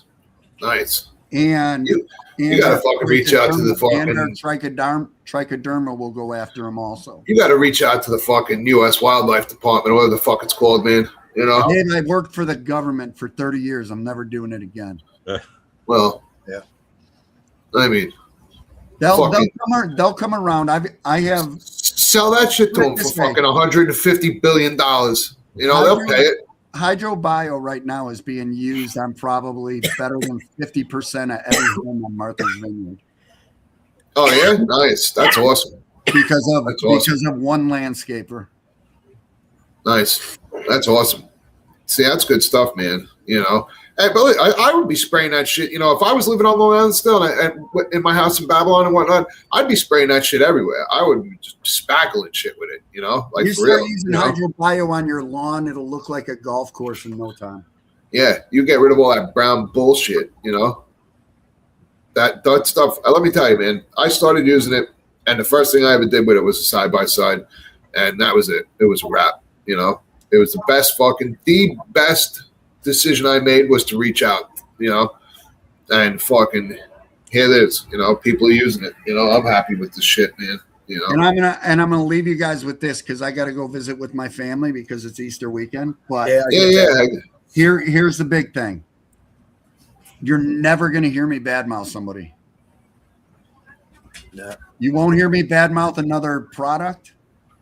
You won't hear me badmouth somebody nutrients. You won't hear any of that. I'll only answer one way. There might be other products out there that are as good as me. Okay. But I can tell you right now, as far as a bacterial inoculant, there is nobody who's better than me. Yeah, I would agree. That's how I look at it. I mean, Recharge is really close to me of everything that they have in it.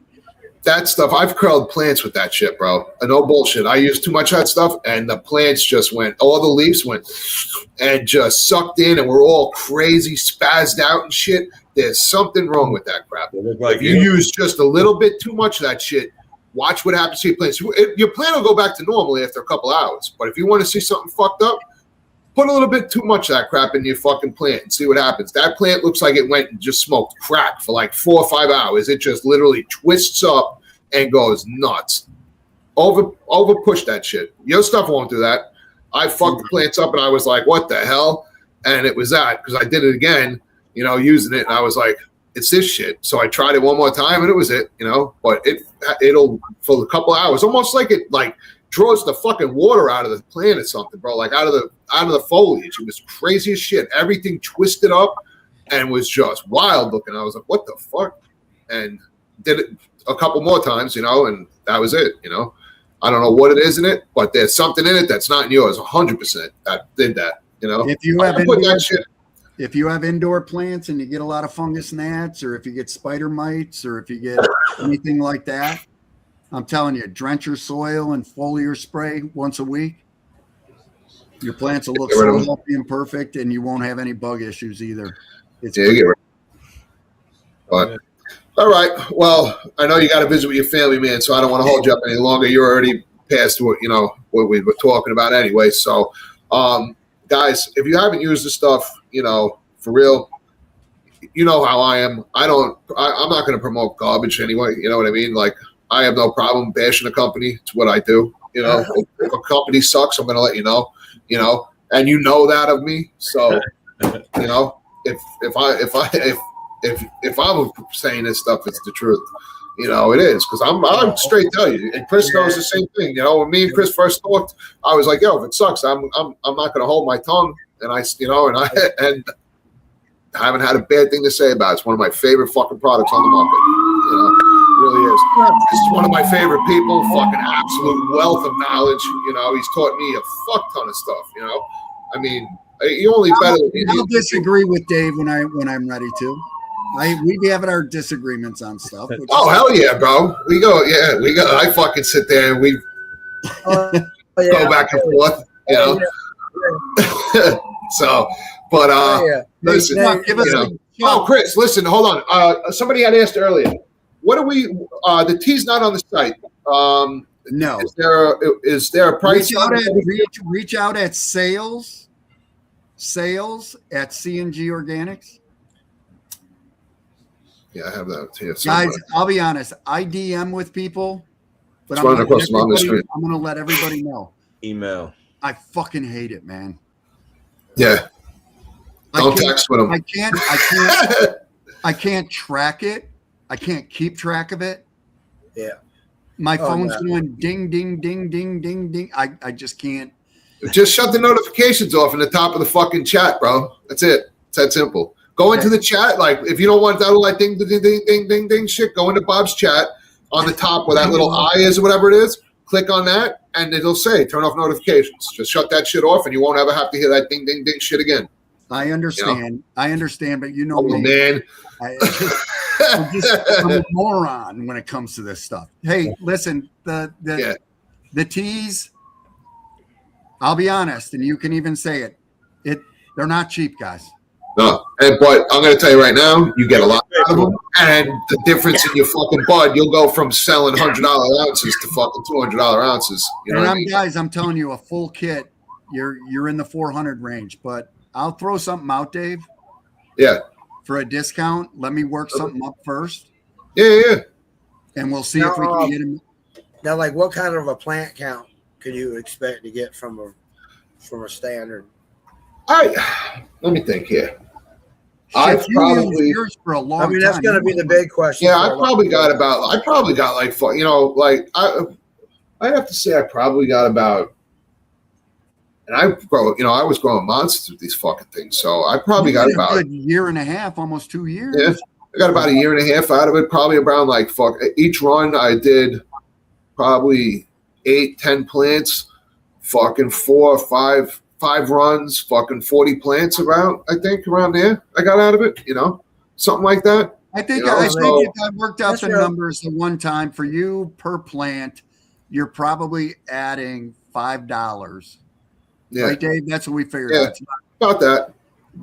It's not much. And I'm going to tell you right now, your bud quality, everything. You're going to get a more aggressive, especially if you use stuff like octopots and feeding systems that have that like really aggressive growth. You're going to fucking push the plants fair. You know, you'll see where you would be normally, week 3.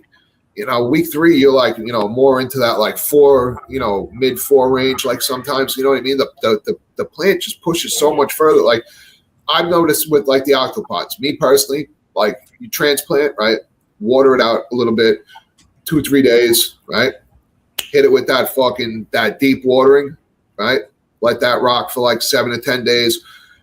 Once you see the fucking, you know, the plant start to like where you know the water's giving up, you hit it in the bottom. When that happens, that fucking plant just shoots. Everybody knows that, right? If you up that hydrobio right when you start filling up that res, like the day before, I'll come in and fucking just give it a good watering up top with it, and then I'll put it in the base. And if you time it with like right there and start upping it, that fucking plant explodes. And I go from the transplant to the flip, sometimes 27 days. And like this time, I did 35 days. The canopy's 68, that one is 65 by 48, you know? And that was in fucking 35 days, you know? So normally I'm flipping like 27 to 30. So I went a little bit longer on this because it's big. But that drive that it gives, time it right with that, man, and up everything at that point. And just boom, fucking Dave, takes off. Dave, yeah. How important is it after you trim to use hydrobio? Oh, 100%. You know, 100%. Yeah, 100%. You'll get that push with it. You know what I mean? Like the especially because you're taking away all that fucking that you know, you're taking away from the plant at that point. You know, and if you give it to it at that point, that's just got that fucking energy, and it just. Explain how fast. Back like 24 hours. 24 hours. Dude, that shit's mind blowing. You'll look at a fucking leaf that like you cut off the day before, and the fucking thing's back. You're like, what the fuck? You know, like it's crazy. Some of the shit you see, you know, like and that's because of the silver that we get from our nanotechnology. I'll repair any wound. Disease won't attack it. I mean, every time you trim, one of the biggest things you're doing to your plant is you're making it susceptible to disease. Okay. Yep. When you hit it with hydrobio, it's like putting Silvadine cream on your plant. Yeah, it's healed. Yeah, it's healed up quick, dude. You know, like it's just the plant literally is like, it's like literally like The only way I describe it, it's like having like a little fucking construction crew at every fucking possible turn on the plant. You know what I mean? Like there's always somebody there to fucking, answer a phone, patch a door, there's always somebody there to do the fucking stuff that needs to be done. That's the way I put it. It's like the plant's just fucking, like ADHD almost, it's just literally, everything it's responding to. It's crazy as fuck. Like, hey, you'll Chuck, see the difference. Now, do side by side with it, and you'll see. You'll be like, holy shit. Like, hey, Chuck, give me your final words on it before I go. Man, Midget. I mean, honestly, like I've been impressed, and I experienced. You know what I mean? We talk about it in jest, but I mean, you just saying this, I did completely experience that this whole run. Because I mean, I literally, and I'm the fastest I could rip them off. They were just like boom, boom, boom. When your plant's locked in, like the whole time through, in front of. Yeah, I mean, it's I've had a great experience thus far, and I mean, I just got I'm looking forward to running it from start to finish, and I'm really experiencing it in the full grip. Yeah. It's, I'm only foliating it on that fucking on the hydro plant. I'm a resistant. A lot of people are, bro. A lot of people I mean, I'm very resistant to change. All growers are, bro. I mean, all growers are. Gave it a shot. A while to get them to jump.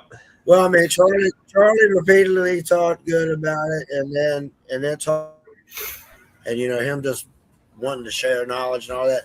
I mean, it kind of just made me want to check the whole thing out, and I'm going to be doing it's just crazy showing of that on this one. We're going to document it a little better. We'll have to. Go ahead. Liked it, man. Like I said, I mean, I had zero issues. This has been like a flawless run for me. And like 2 inches of edge from seed from the time they came up is when I started using it. You know what I mean? Later on through, I'm going to run it through from sealing. But, I was resistant for a minute to foliar spray too. And I mean, I even inoculated spray with the lights on. And I've never had the least bit of burn issues, nothing like that. I was, and that was scary for me, to be honest with you, to spray my plants with the lights on. I spray them all the time with the lights on, bro. It don't make sense to spray the shit with the lights off. Somebody told me it'll. Yeah, to me neither. And that's why I'm just, I'm like, and I'm not home usually when the lights are off, and I like them on the warmest part of the day. What kind of results did you get, Doc? What kind of results in the end are you seeing it different from? Oh man, dude, I'm rocking out, man. I mean, there's so many the bricks numbers. I ought to get a meter. It's just one of the things I never take to mess with, but. I mean, you can definitely tell the bricks numbers are up in them. The way the trichomes, the color, really, the color, the trichomes, everything. Is it getting sappy? Dude, they've got like, oh man, and I've got like one of the grease, and I heard Thomas earlier, excuse me, the other day, and he was saying something about you had a plant that you first called really greasy for the first time, Dave, and it was like, and I finally got one like myself, and it's just like oil. It's man, and then I got some that are just like straight gum and tar when you grab them. It's and I definitely got it. Yeah, I mean, I definitely make trimming easy. It doesn't make trimming easy. No, listen, man. You see that fucking hydro thing I got going? That thing, I tear shit off that all the time, and fucking I'll get like within like 36 hours leaves that are back on it like this sometimes, and I'm like, and the fan, you can't tell the difference between the fan leaves and the fucking, what do you call it, leaves of that fucking thing. It's just, they're like this. And I just folio that. I'm not, cause I'm running the hydro. So I'm still reluctant with certain things, how I've been, because I'm learning this system, but I spray the fucking balls out of my plants with this shit, that hydro. And you see the color on that thing, it's nuts, but the fucking leaves come back. I swear to shit. A lot of leaves on that plant are like this. And it's just the regular leaves. It's not even the fan leaves. Some of the fan leaves were like this on that plant, on those plants, on that fucking blue strawberry. I'd never seen fan leaves bigger in my life. Then it was like an outdoor plant's fan leaves, bro. They were fucking, some of them were like this. I was like, holy Christ, they were getting in the way. I couldn't even get past the fucking plant at one point with them. I was like tickling my balls every time I walked by. You know, I was like, was going to keep them, you know, but, you know. You know what it is? Like it. You know what it is, guys? I look at it this way. Your leaves are solar panels. That's the easiest Yeah. way about it. Bigger fucking the better. And the bigger the solar panel, the more it's going to produce energy. And the more energy you produce makes a healthier, bigger, stronger plant. Yeah. That thing has got stacks on it. Like, it's going to be crazy. I can't wait, dude. I'm so stoked. I just keep spraying that shit. Yeah, how often, you know, let's finish up with this and then let's get out of here because everybody, it's the holiday weekend and stuff. So, let's finish up like this. Damn, I just forgot what I was going to say.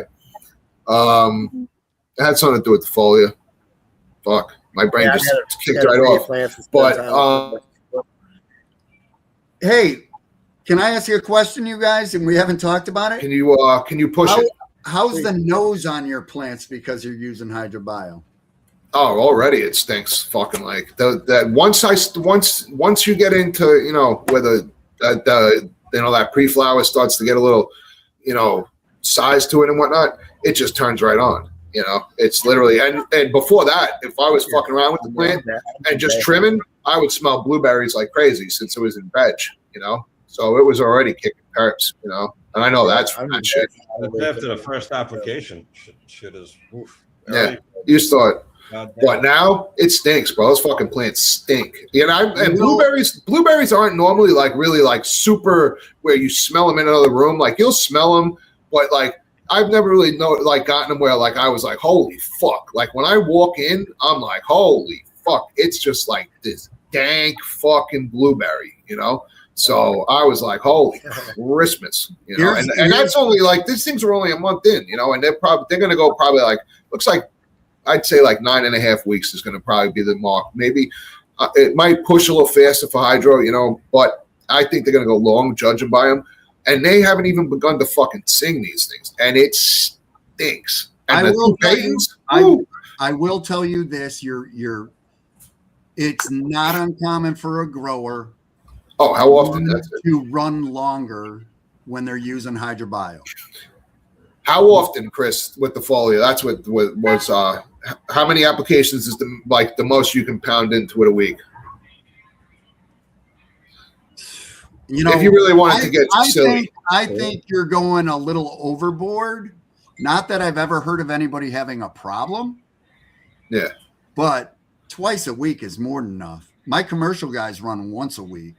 But the other, probably the last thing that I'll leave everybody with is when you use HydroBio in your cannabis grow, okay, and you, instead of flushing, use HydroBio nice and hard at the end, I will tell you right now, there is no 9-week cure time to get rid of the fucking hay smell. Oh, hell no. There is no, I mean, there is no hay smell.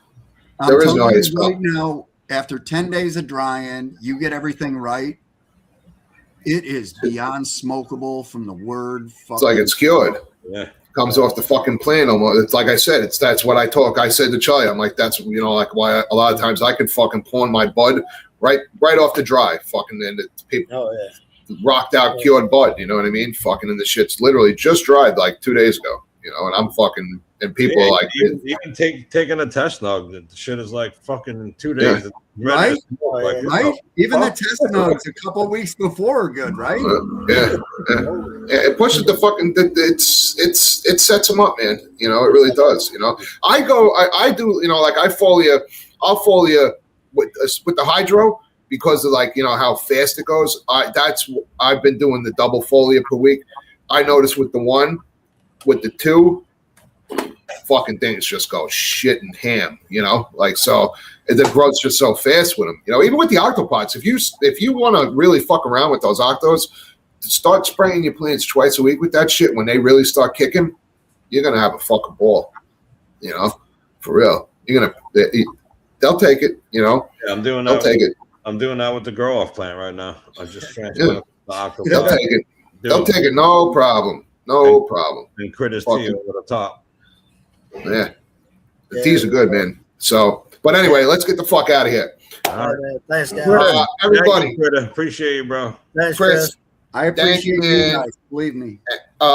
Everybody who celebrates Easter, happy Easter. For you who don't, you're pagans. No. But Hey, when you everybody have a good holiday weekend. Answer that last question real quick, guys. And here's the beautiful thing about the foliar spray. It's 1 gram per fucking gallon, guys. Yeah. 1 gram per gallon. That's it. And you'll see it, like you won't have a bunch of shit at the bottom. You'll have a tiny bit, but for the most part, that shit's gone. Are you having them pH that, Critter? You know what? I wouldn't pH it. It's going to bring you to 7, man. It's going to bring you right to 7. I never pH that shit. Just slap it right on. I'm telling you right now, if you use up or down, I'm telling you right now, I'm going to adjust you right back to 7. You're going to fight it. It'll never stop adjusting. You have to understand how it works. Okay? The pH. It's 6.9 every time. I don't pH anything, and my water comes out at like 8.2. You know what I mean? So as soon as I add the hydrobiome, it's 6.9, 7, 7.2, maybe. You're good to go. Yeah, my soils usually sits at like 6.9 when I start fucking with it. You know what I mean? Like if I tag it, 3 places, 6.9 every shot. So it's sitting right at that 7 mark. So. And I know salt guys don't like to hear that, but Well, I mean, I'm running 6.1 in my plants. So. Right, but how often do you check your pH 6 hours after you put it in with your salts? No, I mean, I haven't been brave enough to mix a full reservoir yet, but I'm gonna get ready to go ahead and do it for this run. Okay. I feel good enough about it that I'm gonna mix a res of it. But I mean, I was feeding 24, and you know what I mean. As a non-believer, I had to ease in.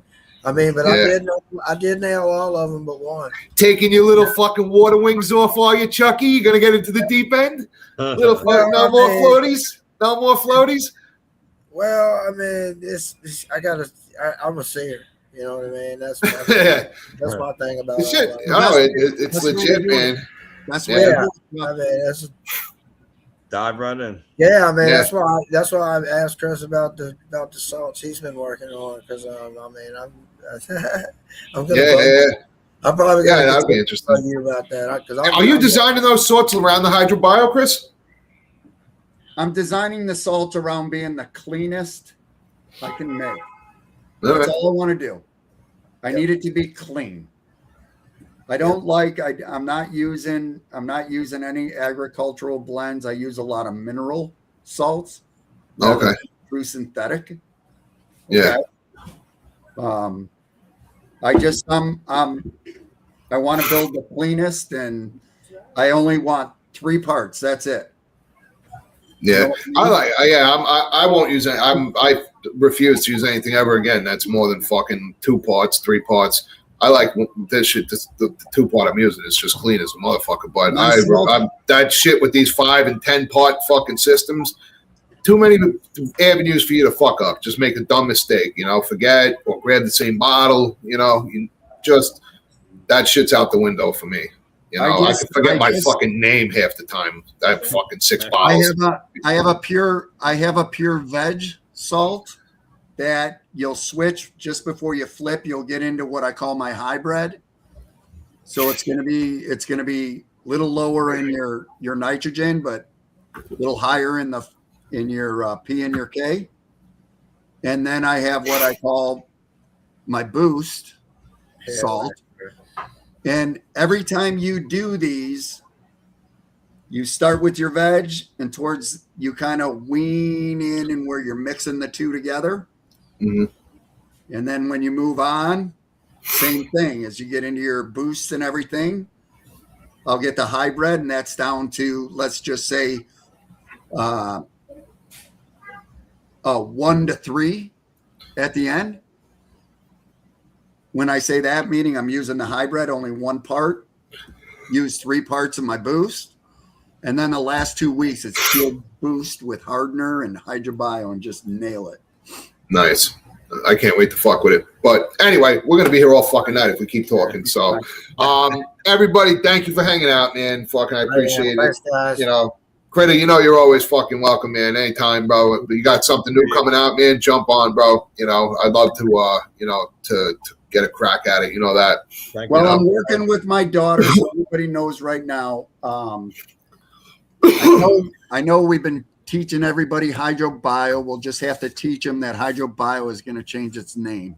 Okay. Oh yeah. I forgot about that. Yeah. So what's it going to There will be? be a new rebranding coming out in July.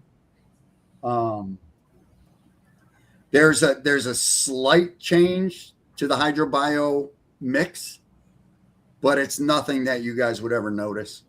I'm just going to lower my humic slightly. I'm going to raise my fulvic a little bit, and I'm going to raise my. And that's just because of fucking proprietary shit, right? More or less, or like no, not so much proprietary. I mean, you have to. Well, you improve can't- your products. No, I'm saying, but if you're changing the name, you can't carry the same product basically over, right? 100%. I own that.